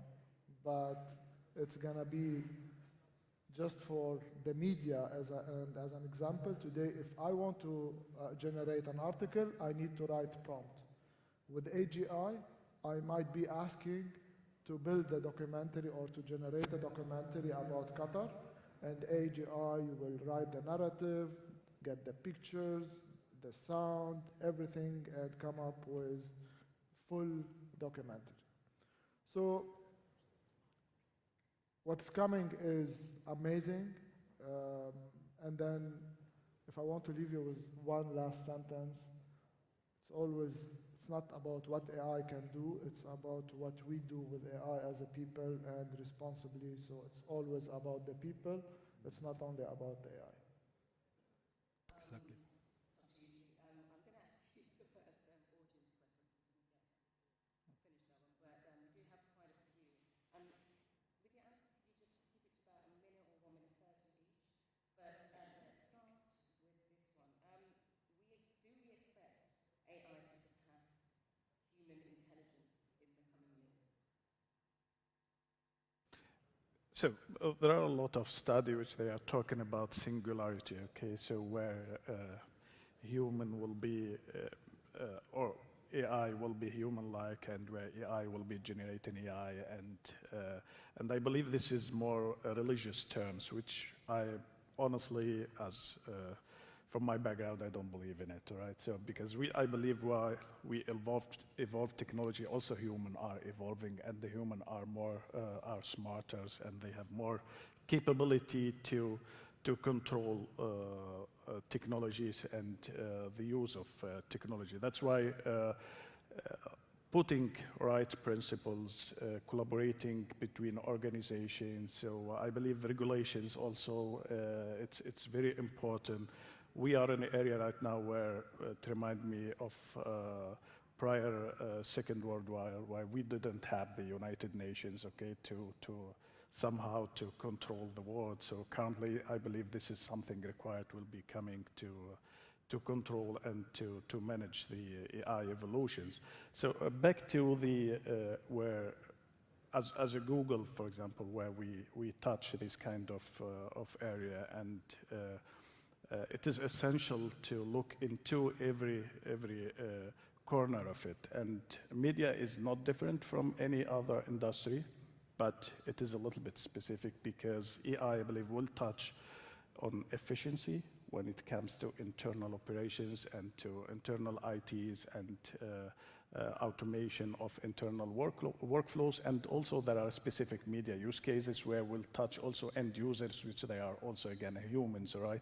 So whether content creations or personalization, recommendations. So we work with all of you guys in terms of recommendation engines, creating personalization when it comes to OTT platform with the digital team, or even enhancing the internal operationals and internal tools like what we are doing with the Media Institute for recently, where we are enhancing the learning platform with AI capabilities. Also, we are working on the ERP systems where tools like Doc AI to facilitate and to speed up the recognition of handwritten documentations. So all of this, it is a good example of what AI could reach, but I don't think there will be AI without a human or a human without AI anymore. Gentlemen, I could listen to you for a few more hours, but we really do have to stop it there. But I appreciate you being here, coming all the way here, and I suppose if you want to have some questions, great. Then I think you'll be available, right? Sure. All right, and of course, thank you all for your attention and for being here. So if you'd like to give our panelists the Thank you.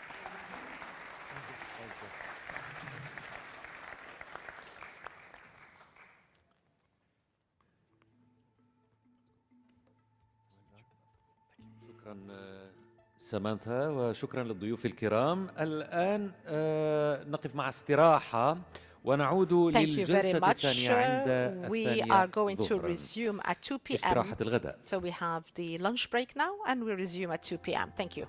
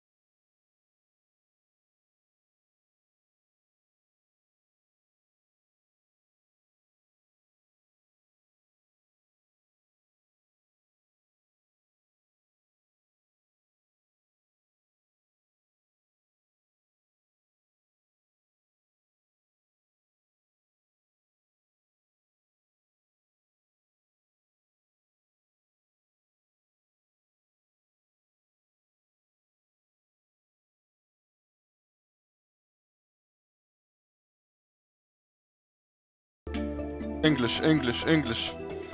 Test English, test English. Test English, test English. Test English. تمام.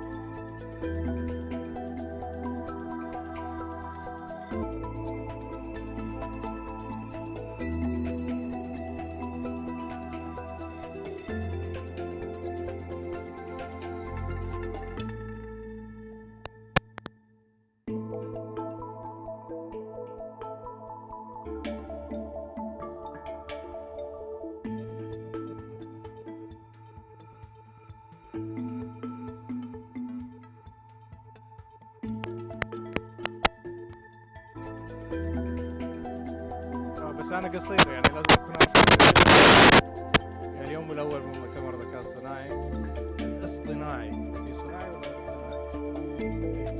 قصير. Dear colleagues, شوي ولا دوك سلفة هني ولا الدوحة كلها تسمع.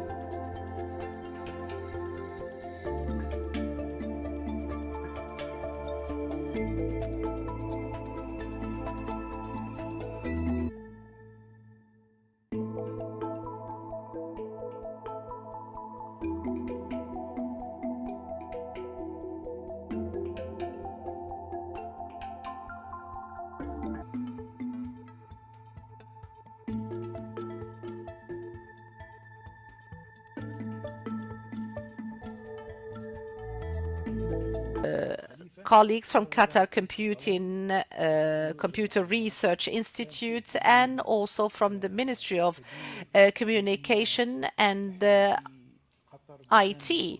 So we realized that we in Qatar, we have an opportunity whereby we would be able to contribute to create a technology to move from consumers to producers. So this kind of interaction between HBKU, between Qatar Computer Research Institute and the ministry, this has led to a very opportune moment, particularly that we have many participants representing the Ministry of Endowment, for instance, Al Jazeera Network, and also Qatar National Library, QNL, and also we have the Doha Institute and many other agencies and institutions that have cooperated with us in this regard in order to contribute and present pieces of information.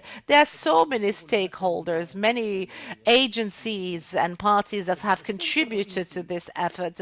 But the most important reason, so first I have to say and I have to clarify, we are not in a competition with the other language models such as ChatGPT and others. This is not our aim.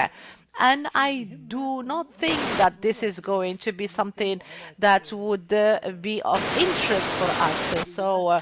So we talk here about trillions of parameters, and the aim and objective is different. There is a gap that we would like to bridge here, and we would like to underline that the different language models that exist do not pay heed to the Arabic language, are not interested in developing the usage of Arabic language.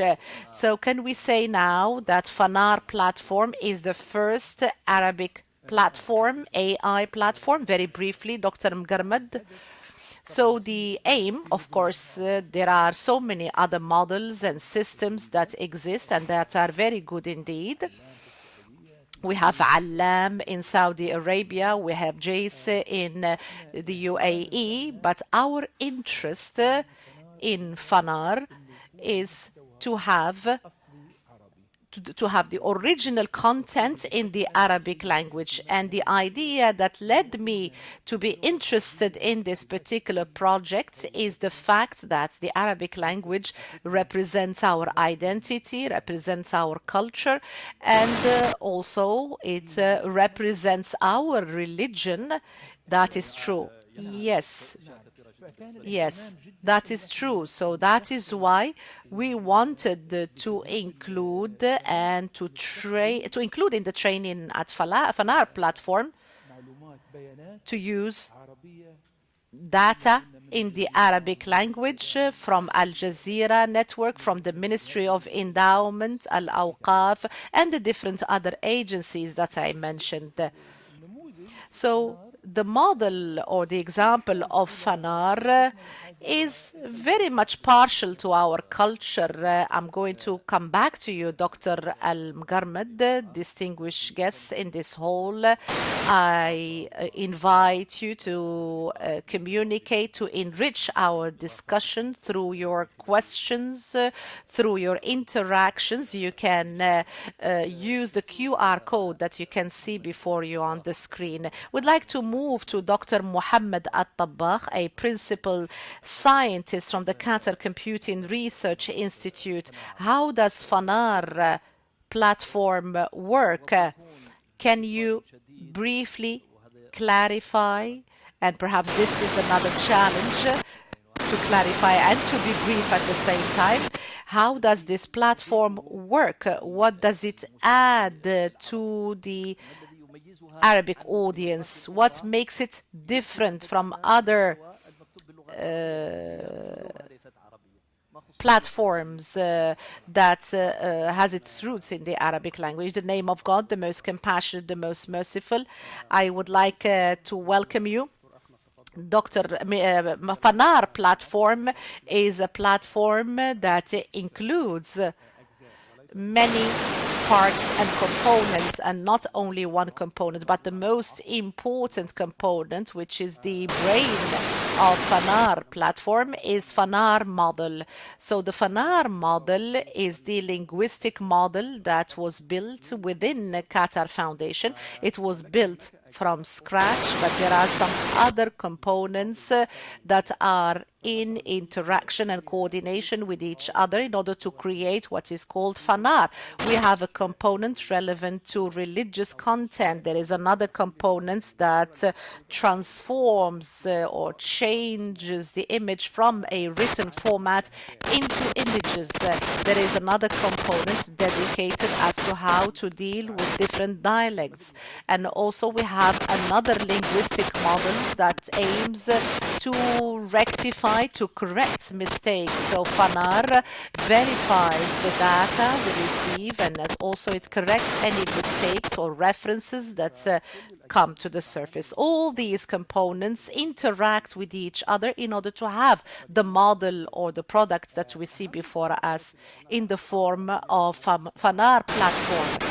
So the differences, how different is Farar from Google Gemini or ChatGPT? The most important component is that Farar is a Qatari local technology.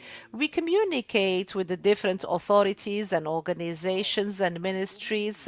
These agencies have reservations when it comes to dealing with Google Gemini or ChatGPT, particularly when it comes to the particularity of such data. But Farar would enable them to deal with this technology through the use of the Arabic language, and would have a good reflection of these Arab communities. So this is one of the most important particularities, or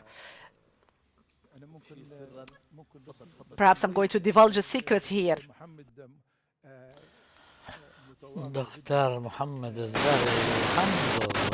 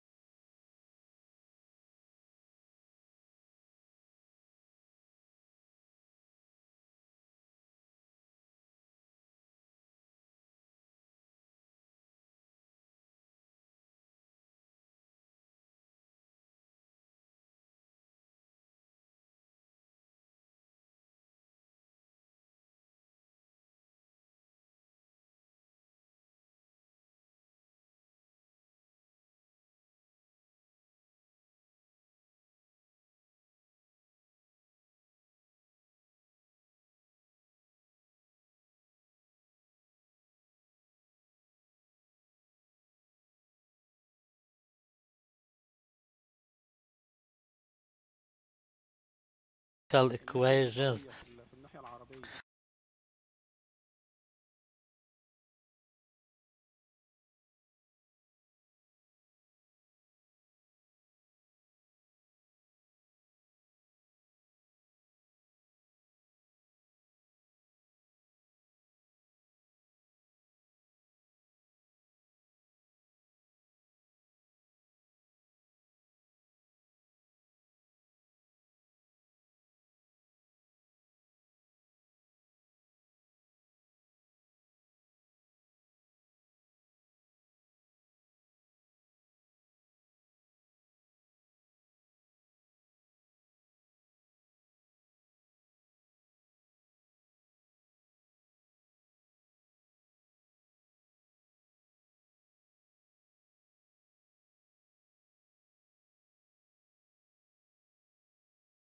We do not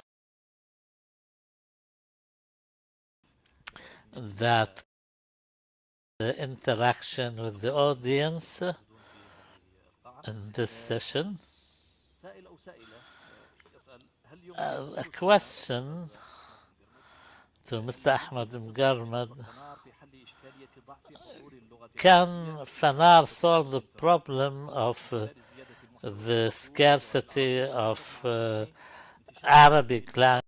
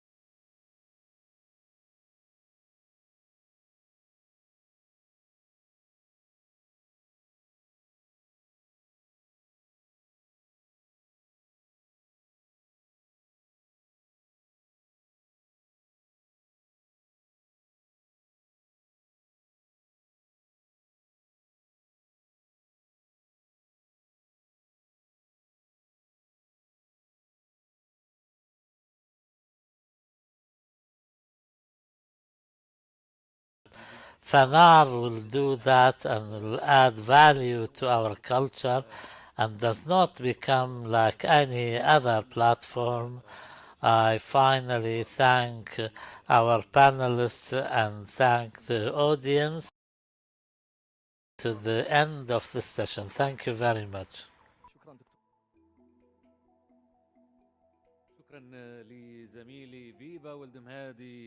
I would like to thank my colleague Biba Wuldemhadi, the person who has a beautiful Arabic language, accurate Arabic pronunciation. And here I would like to thank the different speakers, the two speakers in the previous session.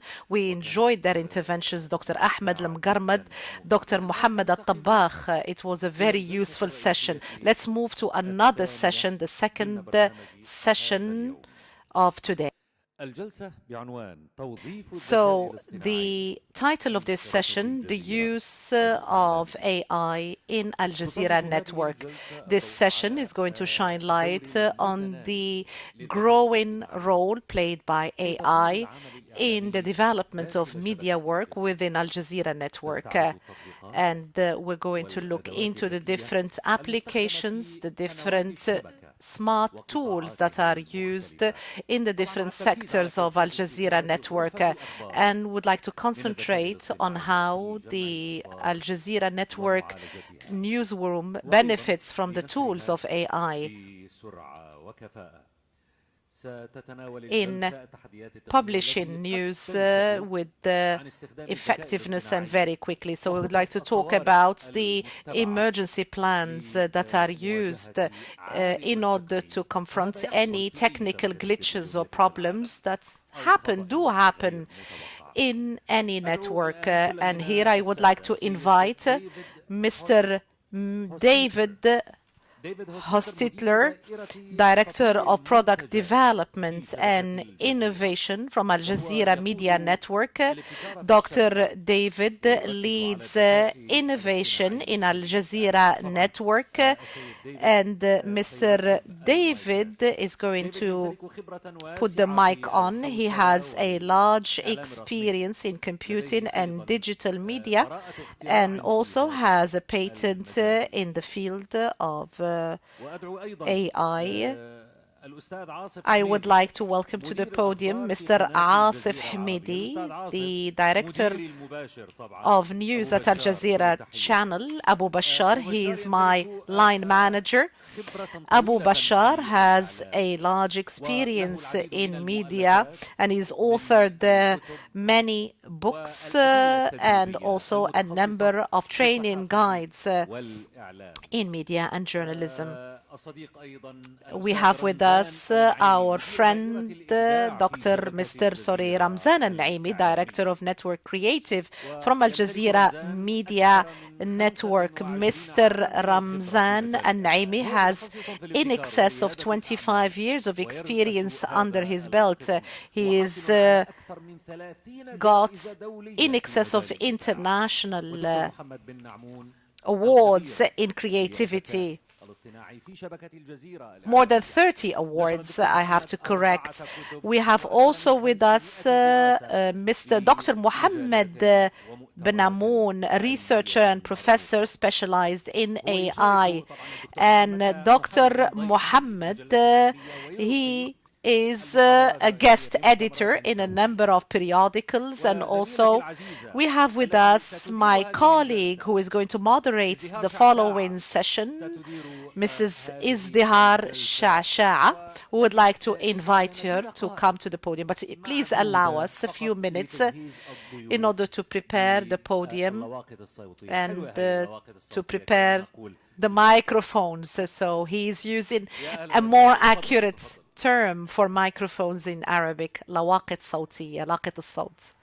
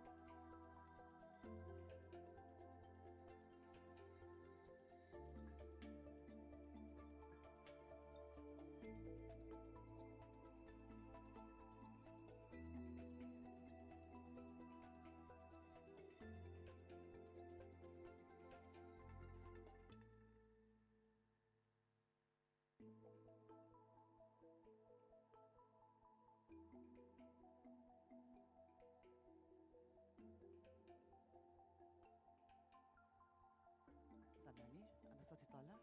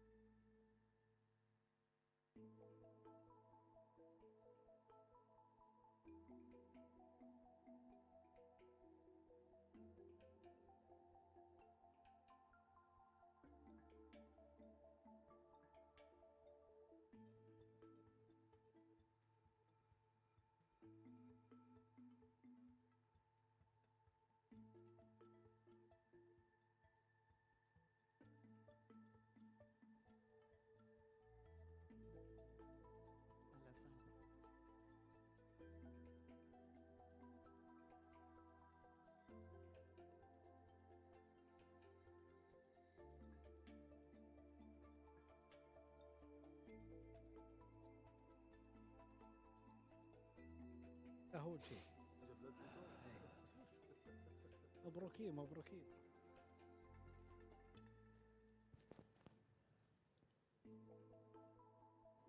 حضرين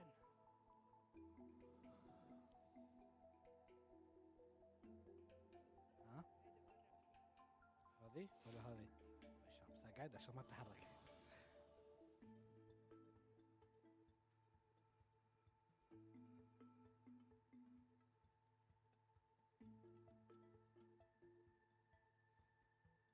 فيصل بخلي عندك فيصل. الله يجزاك خير. جميل ان شاء الله. حي الله ابو راشد.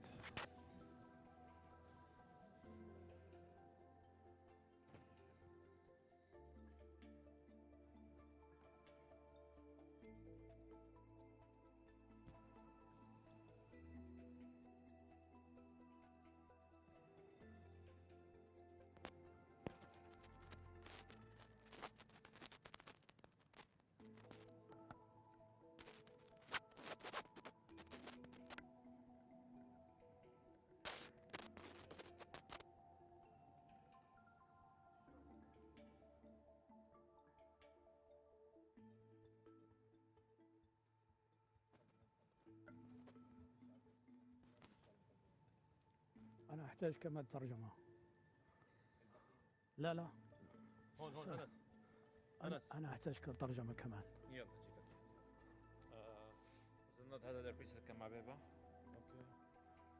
هل ممكن الواحد يحطه ورا؟ ممكن لأن لما والله أستاذ لازم ينحط عشان الأنتن لما بتحط ورا الجسم بفصل.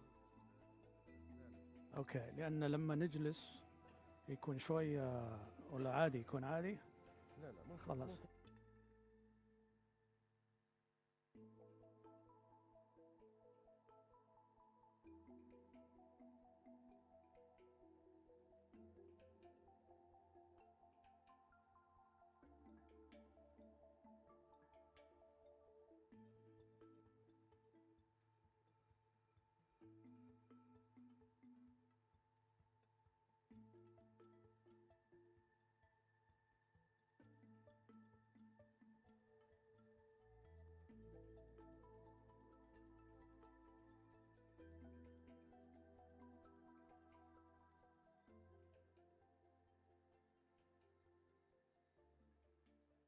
السلام عليكم ورحمة الله وبركاته. تحياتي للجميع. May the peace and blessings of God be upon you all. I would like to welcome our distinguished guest with us, where we're going to talk about AI insights in Al Jazeera Media Network.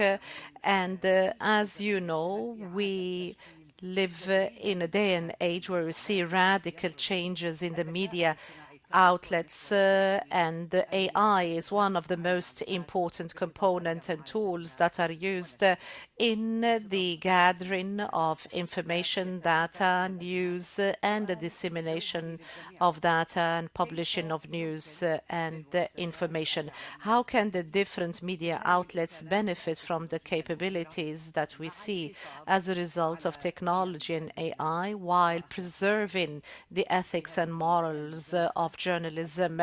So, distinguished guests, we would like to shine light on the experience of Al Jazeera network in the use of AI, and we're going to listen to a constellation of experts, specialists, and speakers who are going to present their views about technologies and the challenges that media outlets face in this regard. I would like to welcome you once again, and would like to start with Mr. David Hostler, the Director of Product Development and Innovation from Al Jazeera Media Network. So we have Labib, which is Al Jazeera platform. Can you please talk to us about this particular platform, how important it is, and how can journalists use this platform in their day-to-day work? Well, thank you so much for having me be here today, and the peace of God with everyone. One of the things that's really interesting here is that it's all about the people. It's not really the technology. It's how the technology can help us improve things. And Labib was kind of the brainchild of the team. The name actually came from Munir, my boss, earlier last year. And it's a tool that's kind of a proving ground for us. And the proving ground means that essentially it allows us to move these technologies into our production environments. And so from a journalistic perspective, also from a developer perspective, it really is a kind of a pretty amazing set of tools that are kind of put in place. And so I'm going to go ahead and ask that we show a video quickly that'll just give kind of a little high-level overview, and then I'll talk a little bit more about it. Al Jazeera Labib AI platform demo. At Al Jazeera, we're reimagining how AI serves journalism.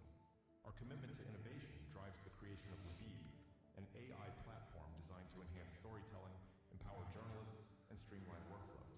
Labib's strength comes from its three-tier architecture: Labib, the core AI engine; Cortex, the intelligence hub; and the entity framework, enabling specialized AI to manage tasks in parallel. Labib capabilities are built for scale, with task processing that has doubled over the past year. Labib capabilities extend beyond traditional AI. It translates video subtitles in real time, handles multimodal analysis across text, images, and video, and integrates with newsroom workflows.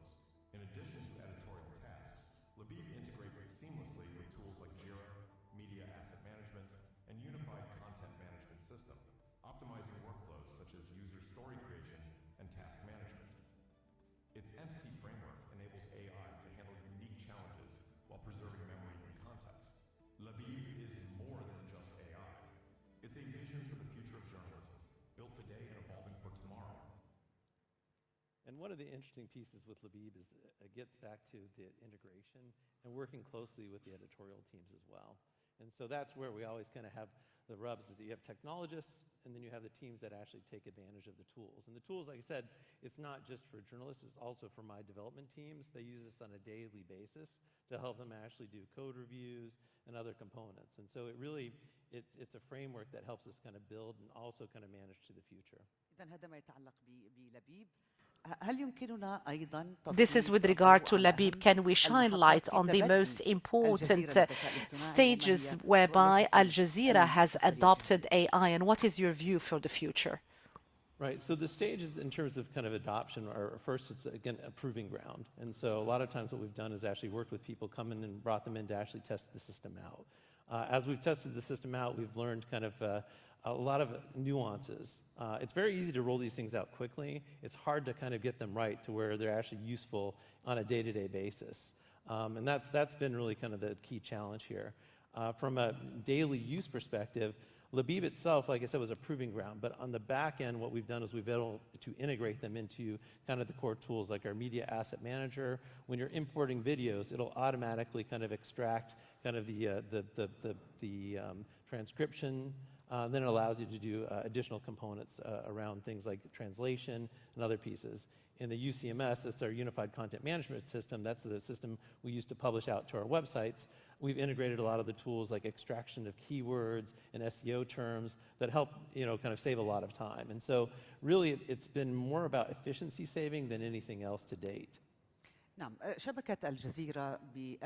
Jazeera network, it is a network that enjoys a great deal of attention from the Arab world and worldwide. How can it adopt AI technology in a sustainable way that can strike a balance between belittling or reducing risks and also enhancing performance? One of the things that we've done on multiple levels is, one is that we've actually created the tools to allow us to publish this as an open source initiative. And what that means is that anybody out there in the marketplace can actually pick this up and use this. So it's not just tools for Al Jazeera, it's tools for the world, kind of back to our mission, that voice for the voiceless. It's also enabling other people to kind of take advantage of this. In addition, it's really about kind of the way that we've developed the platform is one that it's very flexible.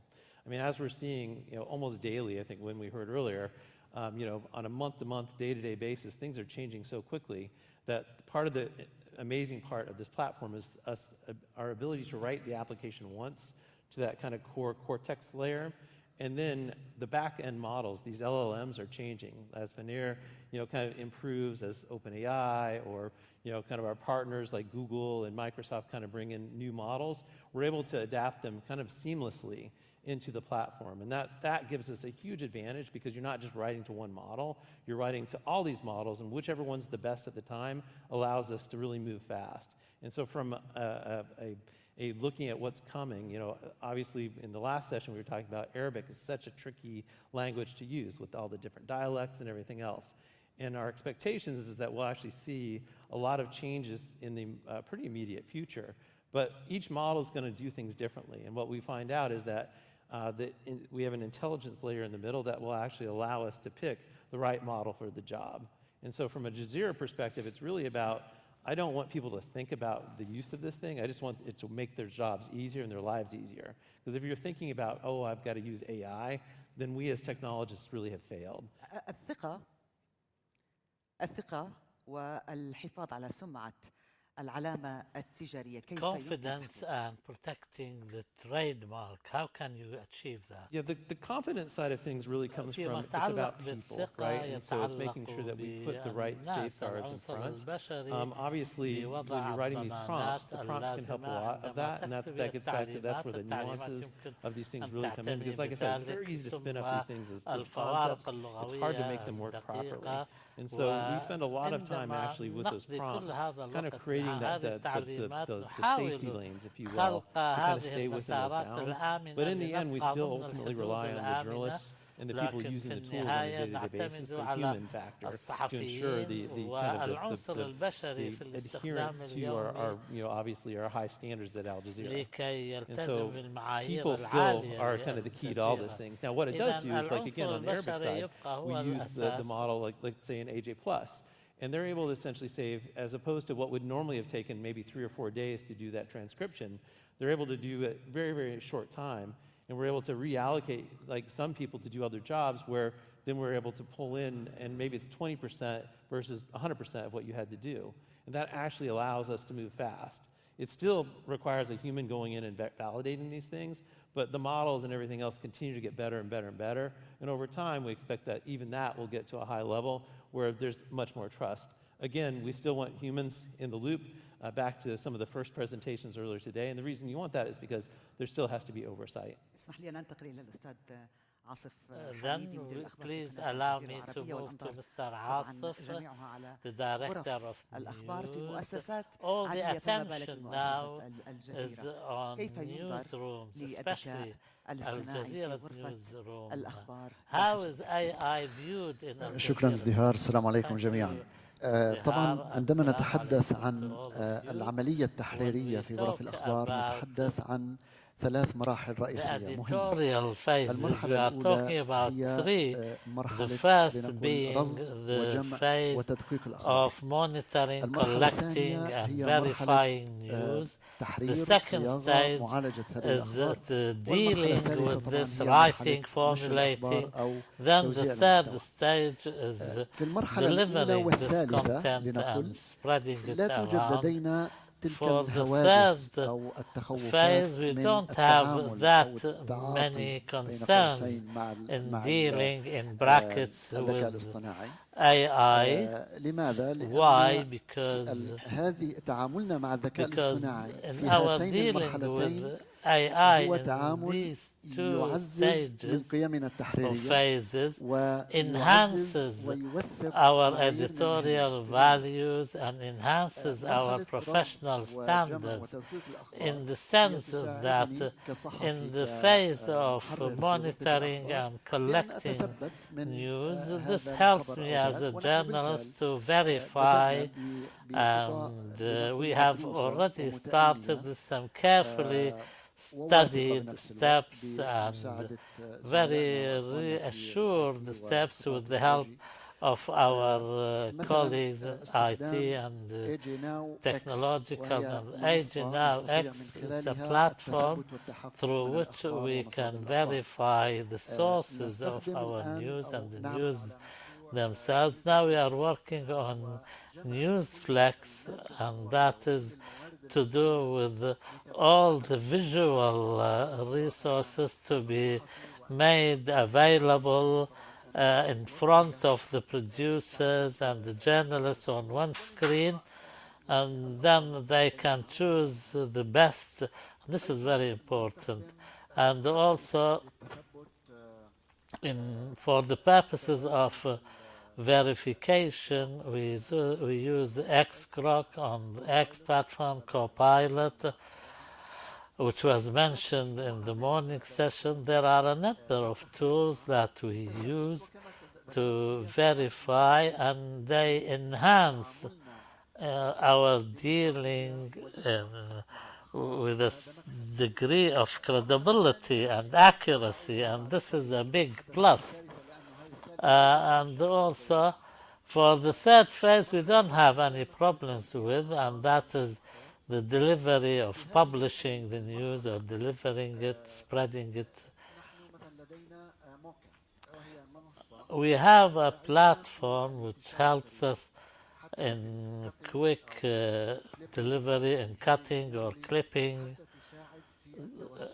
which help us to deliver the content, and we also can gauge to what extent our audience are engaged with us, are interactive. And this is important for me as a producer, as a journalist, to review, to modify, to make changes. I'll go back a little bit to the second phase, which I do not want to say we harbor any fears vis-a-vis this phase. No, it has a lot of hope in it, but we have some reservations when it comes to using this, in the sense that when it comes to the editing phase, there are advantages. We can maybe improve the quality of sound or picture or image. Maybe it can enrich our data. It can help us to carry out fast. You said there's a cause of concern. What is the cause of concern? I'll come to this. I'll come back later, and these are important.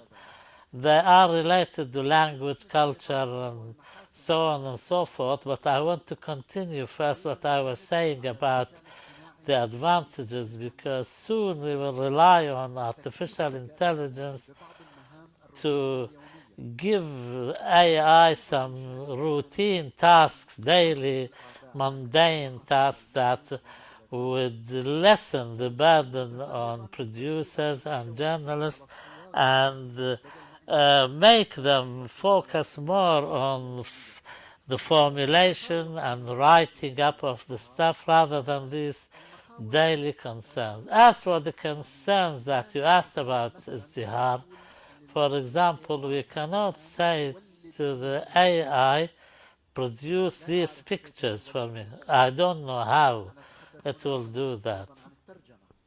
We're talking about translation, transcription.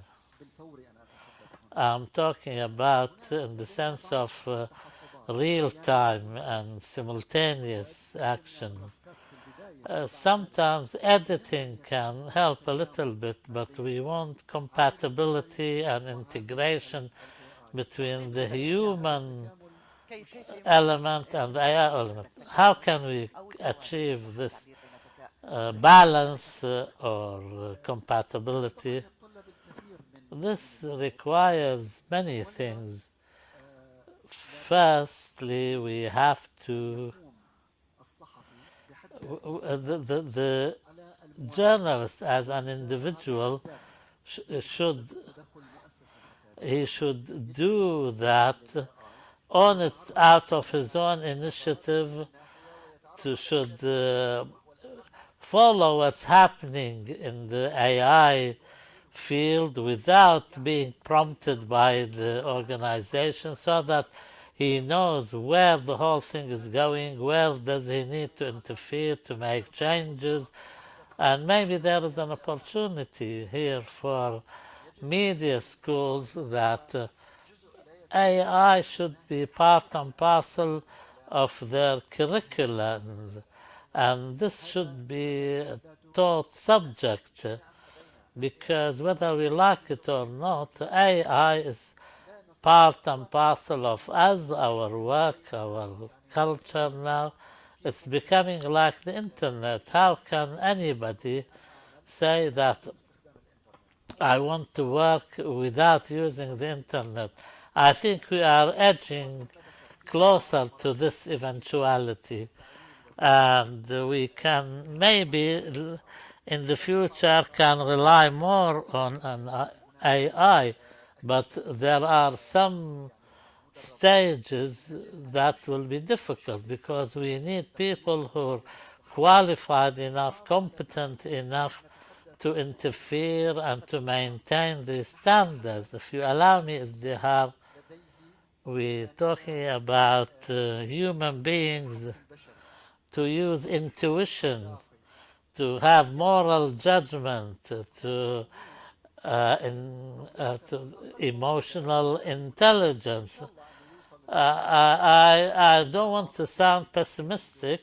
I hope one day AI will have these values and the ability to have some sort of a moral judgment. If we get to that stage, and this of course depend on the developers of AI, how they can instill in us the kind of confidence and trust. We're not talking about 99%, we're talking about 110%. We're either fully confident or we're not, because I know until now an NLP and the development of natural language, but we still need more of this development, in the sense that how can AI distinguish between someone who is arrested or kidnapped or detained, or for example when police raid a premises or they enter through the door, and so we need more confidence. What about planning, contingency planning, emergencies? You said we need in Al Jazeera and other media organizations. How important is to have contingency plans? We did not move in the direction of relying fully on the AI in the second stage, unless we are directly supervising through the human element who's qualified, trained, and able to produce material or content according to standards. The biggest assurance we have is the human element. Maybe this will reassure all our staff that they still have jobs with us in the future. We go to Mr. Ramzan al-Naimi. Reassurances, do you have any to offer? Assurances or reassurances? How does your department benefit from AI? In the name of God, the most merciful, thank you for the invitation, and I'm glad with the turn up for this event, and this reflects the importance of this theme. So there is no doubt that having these gatherings and conferences is very important. We in the creative department are very careful in using AI in designing the visual content because we rely on the editorial side to have the kind of content which reflects reality as it is. But when it comes to application side, we base our work on 3 phases in AI. First, in the production. Secondly, to improve the working procedures. And thirdly, to help designers. In the first phase or stage, we always seek to benefit from these applications to create some design elements which are non-editorial or they are not based on creating images which is similar to reality, because we always warn our viewers that these are graphic images produced and they are not real images. And for example, how can we use AI in our production? Sometimes because of the workload we need to produce material quickly, but on the one condition that they do not go against our standards. For example, we will show a clip which was produced. We can watch it together. Our colleagues in the Al Jazeera documentary produced that.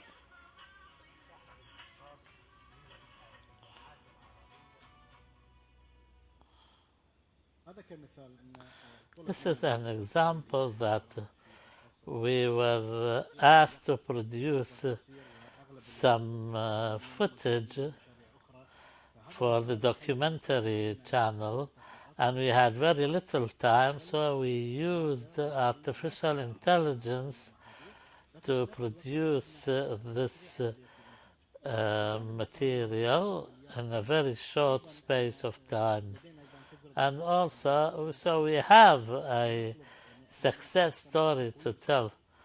We have what we call the annual appraisal, and using AI and our colleagues at the technology department reminds us of what to expect in the following year, and we did in the previous year, and provide us reminders or coverages, and also we have the personal assistant. Sometimes the designers, because of the lack of time, that when they look for some elements to develop the ideas they have, we do not use the material which is being broadcast, but we ask AI to help us to come up with ideas, and maybe out of all these ideas to come up with one idea, because we believe, after all, in the creativity of the human factor, the human element, because this is our real capital, and AI is nothing more than a tool. similarly to other tools we used in the past. And our usage of this technology is linked to the stage of development we're going through and according to our own standards. So there are ethical challenges. There are many challenges linked to the using of the generative AI. Some linked to the technical side, some linked to the ethical side. And the ethical side, some of the content can be, for example, inspired by other images, so we are careful not to have any text which is inspired by or from other sources or has trademark. IBM in the morning session, they said that they discovered that some content was taken from other sources in a way which amounts to plagiarism. So we want a image which should be like the kind of image that's produced by a human being with all his feelings and things. Sometimes you see some things like the movement of the eye or the hand, or there is a misspelling, or sometimes the AI gathers things together in a way which the human eye cannot miss. So we really need human supervision and be very, very careful and considerate in dealing with this. So we want all the content we produce to go through the producer, the editor, the designer, and also we make sure with other departments that nothing will be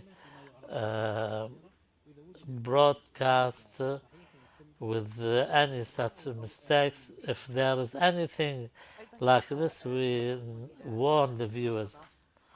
And also, how do you plan to protect the authenticity and the originality in view of these changes? Thankfully, the creative team we have is amongst the best in the world, and we continually train them. We give them enough space to be creative, and also we have brainstorming sessions, we hold joint meetings to make sure that the diversity is there, and this way we make sure that AI is used in opening up horizons for our designers and open new doors to their creativity, and this helps when we talk about an organization which broadcasts 24 hours, 24/7, and we reach a stage whereby the designer will be using some sort of conventional or traditional thing which needs to be revised. We have won many awards, maybe more than 100, and this means that the human element at Al Jazeera are still able to produce and create, like what Asif has said. We still view AI as a tool, a complementary tool, and it's only a small part in our cycle of creativity. Our fourth speaker now, Dr. Muhammad bin Ammoun, What are the current projects you're engaged in now? In the name of God and Assalamu alaikum. I'm sorry, I'll be using Arabic instead of, I'll use English instead of Arabic. I came to Qatar just exactly 2 months from now, and so I haven't had the chance to do big things at Al Jazeera, but I have actually several projects that I have done in Australia that are relevant to Al Jazeera, I think, and I have some slides maybe to show you some of them. So. العرض. Can you show the first slide, please?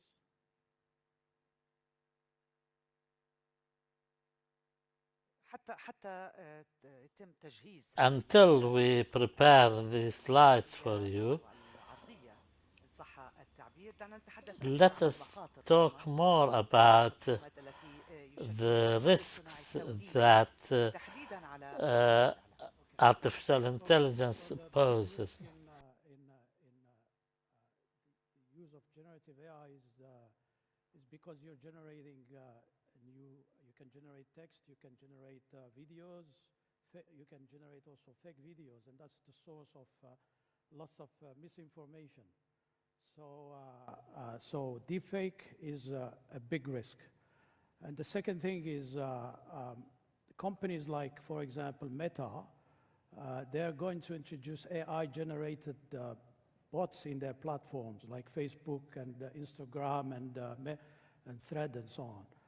And so you're going to have these bots are going to have profiles. They're going to have photos. I'm not sure if they look like humans or they'll say that they're going to be they're AI. They're going to generate content. They're going to communicate with other users, other human users.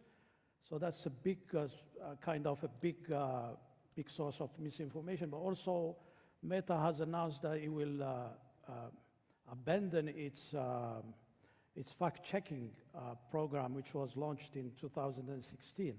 So these two, the deepfake and the fact that these platforms are not doing fact-checking, is going to be a big problem. And there is, I wish I can say that in Arabic, there is صراع بين الحق والباطل. So there is truth and there is falsehood, and so it's important to be on the the right side. And my solutions, I don't know if that'll be they're good solutions. Is the first one is to maybe Al Jazeera would have a fact-checking platform or an internet site or so which is used not only at Al Jazeera internally, but also used outside for users if they want to check whether this is a deep fake, whether the source of information is correct or not. So this is one solution. And also this is... سنعود لمتابعة الحديث ربما عن المخاطر والحلول. We will come back to the rest. And then I can jump to this one. The second one would be to have a platform like Facebook or Meta also, and that will encourage maybe Arabic speakers to contribute to these platforms. But also, as we heard before, Farar has problems because, or Arabic LLMs have problems because they're lacking Arabic text to train their models, their LLM and so on. So this would encourage people to contribute to Arabic platforms, and also the data that is there can be used to train the LLM and fine-tune them and so on. I can talk to this. Okay, so some of the work we've done. Let me see if I.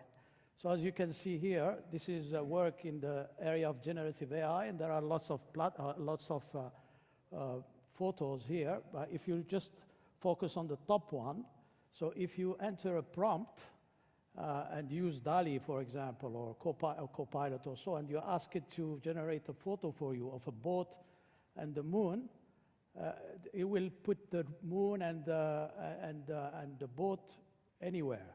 So you don't have control over where the location of the boat or the moon, and also you don't have you cannot control attributes like color and size and so on. So what we did is we use a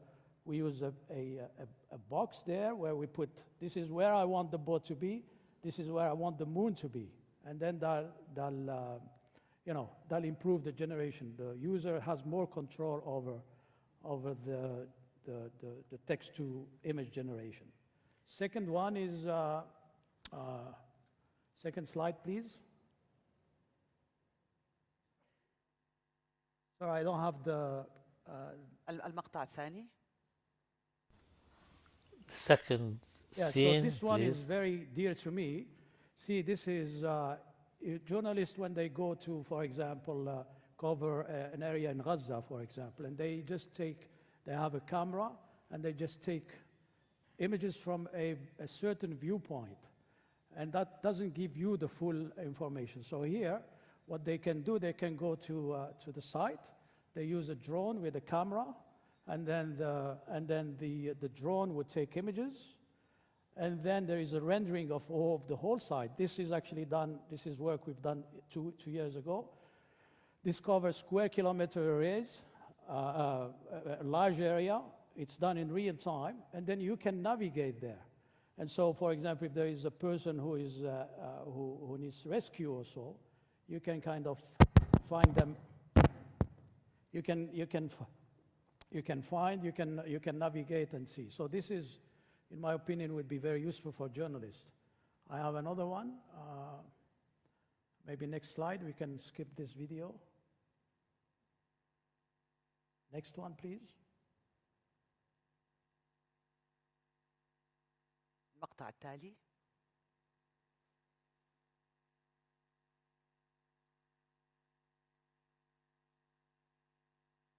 بإمكانك دكتور محمد استخدام. This is not linked to the. I don't have the right one. ليس لدي محرك الصوت. Dr. Muhammad, you are an expert. Can you please explain the difference between artificial intelligence and also deep learning and the difference between deep learning and generative AI? AI and generative AI, rather. AI can be used for different things. For example, if you have a video and it's of low quality, and then you want to enhance it. You want to enhance the quality of the video. So you can use AI to do that. You can use AI to, I come back to this one. So you can use AI to enhance the quality of a sound, as I will show you now. You can use AI for other things. But then the generative AI, as the name suggests, is to generate new things, a text, an image, or a video or so from generate. So you can have text to text, for example, ChatGPT. Your input is text, your output is text. Text to image, which is DALL-E, for example. You have your input is a text, is a prompt, and then your output is an image. Text to video, for example, Sora. People talked about Sora this morning. So your input is a text, your output is a video. You can have sound, audio to audio. You can have all the possible combination. And then an important one is text to action now, which is coming.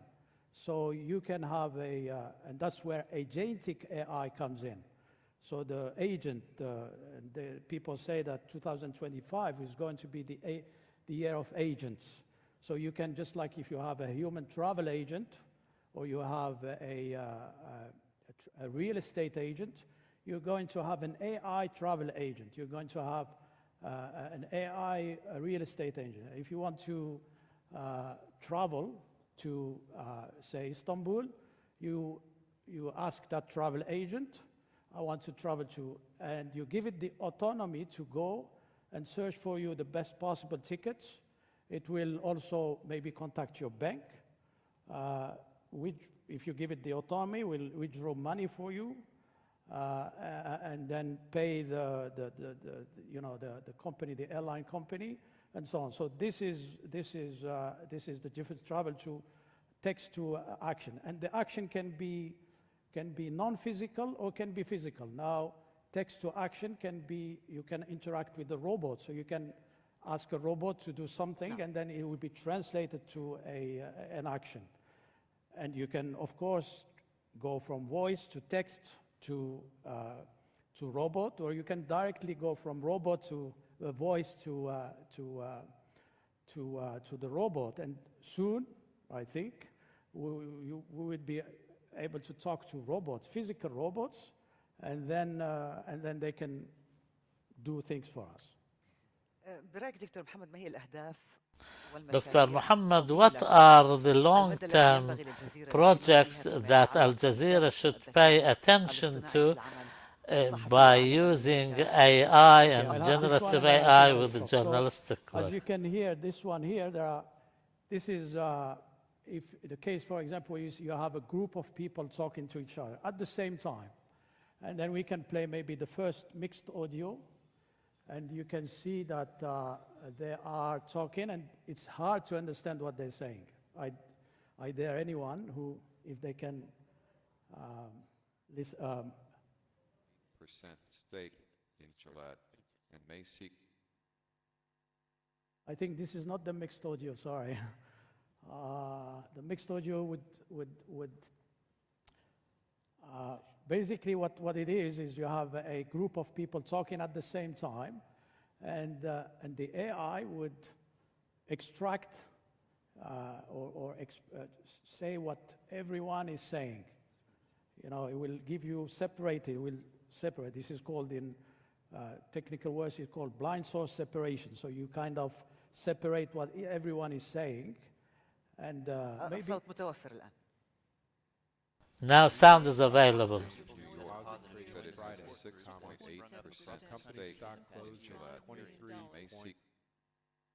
So this is impossible to understand, right? But if you maybe put one of the separated audios. Positive trading Fridays, comma. The company stock closed at 23 point. So I think this would be very useful, and there are challenges here. So you see the quality of the separated sound is not perfect, but you can make it with AI. You can also make it better. Maybe if you have people talking for a long time, you would like to be able to do the whole, شكرا على هذا التوضيح. أستاذ رمزان نعيمي بناء على Mr. Ramzan, in your experience, what advice would you give to other media organizations which are seeking to apply AI? I think, first of all, we should ask ourselves a strategic question. Why do we need AI? Do we need it to improve our product? Do we need to minimize the cost, to be more cost effective? Or instead of employing more staff to fill the gaps with AI? So the basic strategic question here is very important. We don't want to just do what others are doing and try and jump on the bandwagon and do what others are doing. We have to really know whether we need AI or not. And for example, Al Jazeera Network, under the guidance of the Director General, formed a committee to discuss this concept of AI, how we can benefit from it, where and which departments and what tools. And this is in a reply to the strategic question. Of course, media organizations believe in digitization and digitalization for the future, and maybe we have a new version of the technologies when they come out, then the organizations should be prepared and ready to manage the changes required, and their employees should be aware of this, and the employees should not fear that the machine will replace humans, but this will be used, and I hope that we always use them as tools to improve our work and to optimize our staff and the usage we get out of them and the performance we get from them. Mr. Asif Hamidi, what are the strategies that can be adopted by Al Jazeera network in order to reinforce any benefit that can be taken from AI, and also to avoid any risks that might arise as a result of the use of AI as well? So the first point that I would like to talk about, we need to look at artificial intelligence as a tool and not an aim or an end in itself, because in some media outlets this is adopted as an aim or as an end, and it is a source of pride, so they don't seek pride in their own personnel and resources, but also the use of AI. If AI is used as a tool, this is going to reinforce the editorial workflow, and also this is going to reinforce the standards and values adopted in news editing. Our colleagues in the technology department, they have what is called a style guard, or this is a guardrails that tries to come up with certain rules, and that AI would give me some indicators if there are any problems or defects or issues, and this is not in keeping with the standards and criteria adopted in the outlet. Let's suppose there is lack of balance or accuracy. This is something important indeed. This is something that we would like to have and apply in our newsrooms, and we call upon all developing the companies that develop such technologies to go further with such development. So we very briefly would like to underline that this is a tool, not an end in itself. We have to reinforce the usage of AI in the editorial field in an accurate and correct way, and of course we have to avoid using artificial intelligence in areas that have some concerns, such as bias in algorithms. So if the input is biased, then the output is going to be biased. Let's suppose you write the Palestinian cause. AI would give you so many texts and so many matters that might arise as a result of your research, and there's going to be bias. So I cannot just simply take this content and publish it or broadcast it. I have to review, I have to revise this kind of content, and the persons running this technology should be trained. Dr. Iman perhaps can help us in this regard from the Al Jazeera Media Institute to make the different students, journalists rub shoulders with the developments taking place. Mr. David Holster, so how can we be on top of things when it comes to AI and the implementation of AI in media? Coming in with a healthy skepticism is always important with anything, and the reason I say this is because it's coming no matter what, in my opinion. I think that this wave is much bigger than most people see. I think one of the panelists said earlier today that this is an exponential kind of growth curve, and we typically see things in a linear path. From a adoption perspective, it's going to happen. The key is, how do we work with it? How do we actually embrace, but keep the trust for the network? Because when everything's said and done, trust is kind of the most important thing from a network perspective and holding true to our values.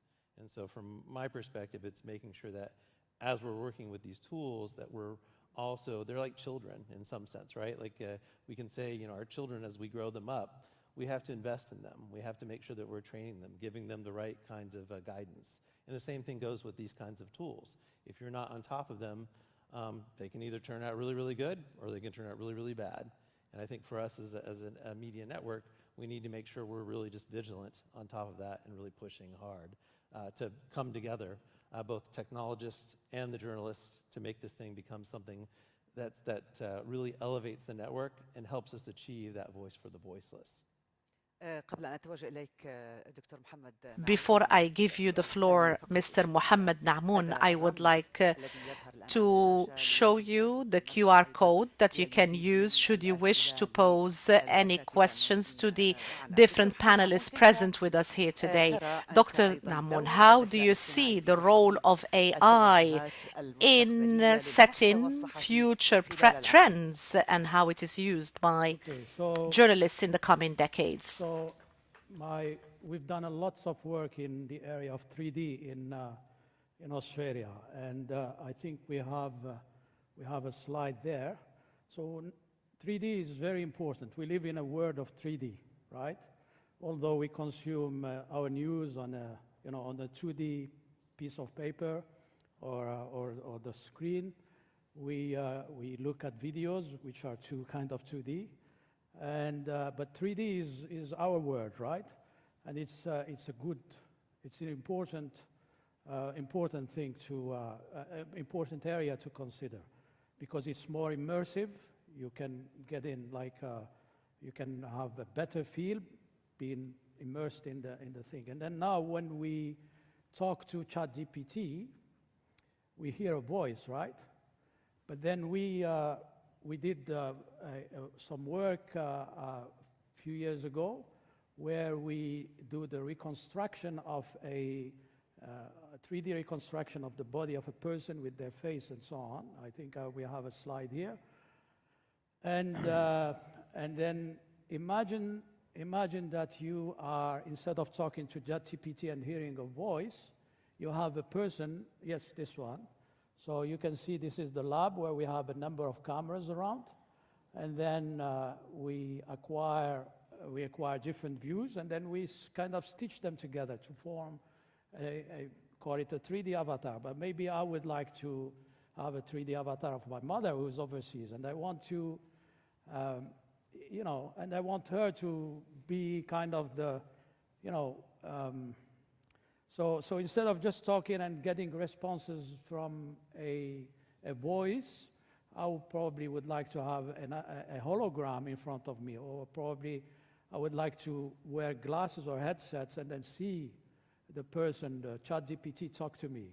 So I think this looks futuristic, but I think it's feasible. It would be feasible in a few years. And it is going to be important for user engagements and so on. We have received a number of questions from the dear participants present with us.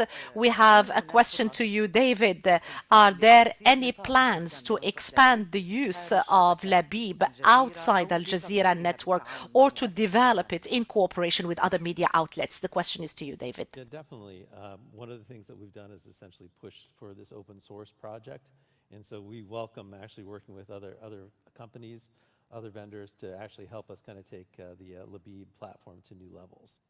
And so it's definitely kind of on our horizon, because it helps us improve things. It helps us improve security, helps us improve features, and then ultimately kind of meeting the needs of the network and the world.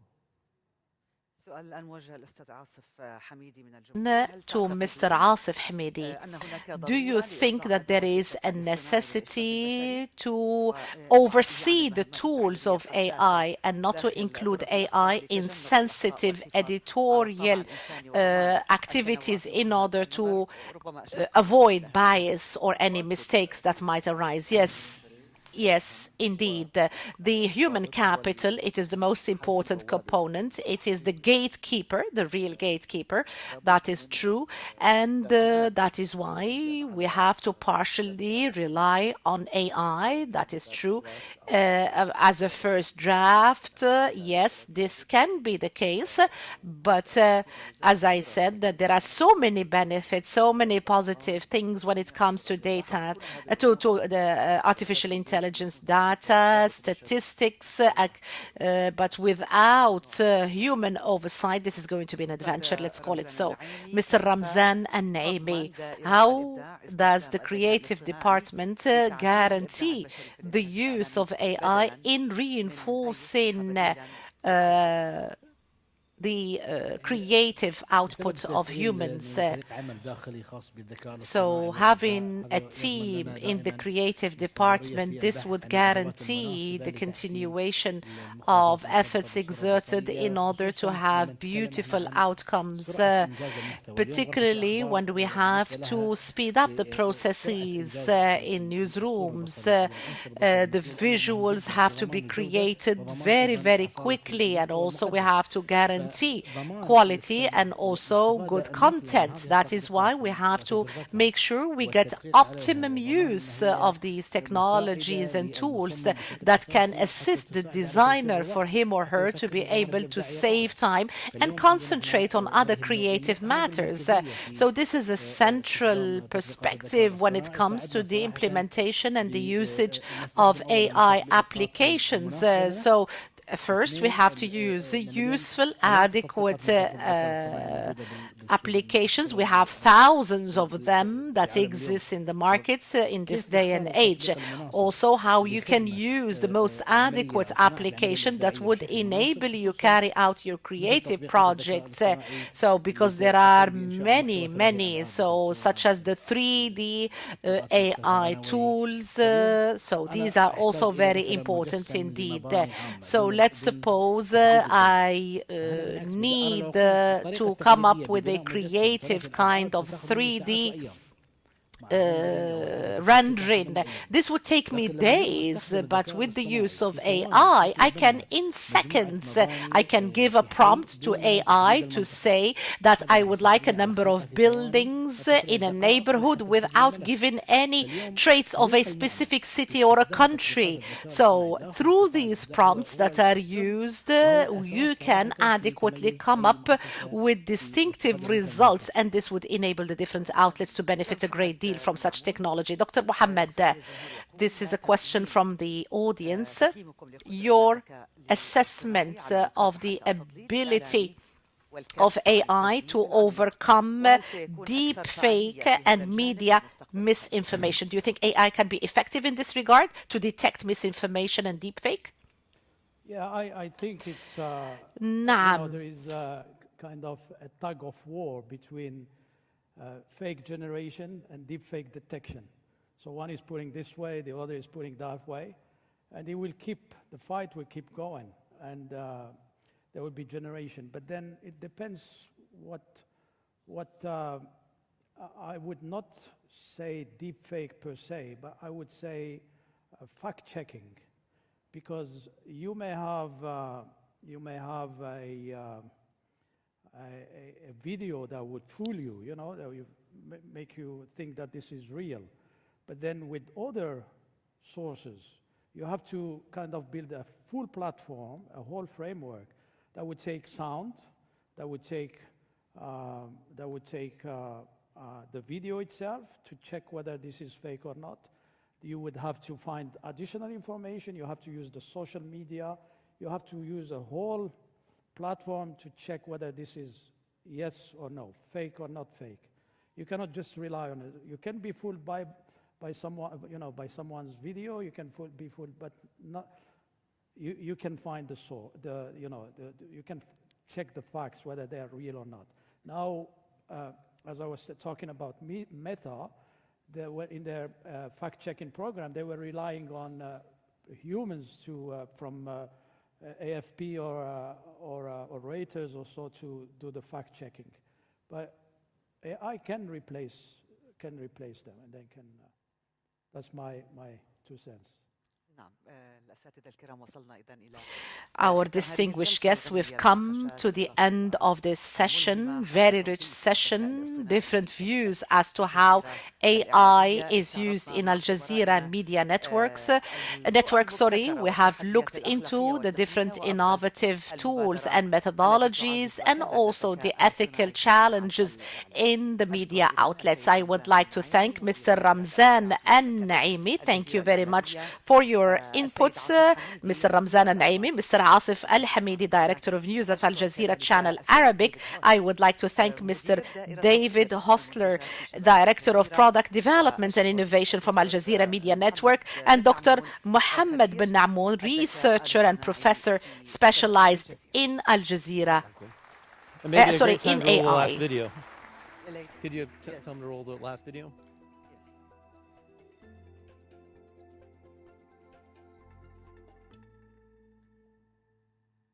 ندعو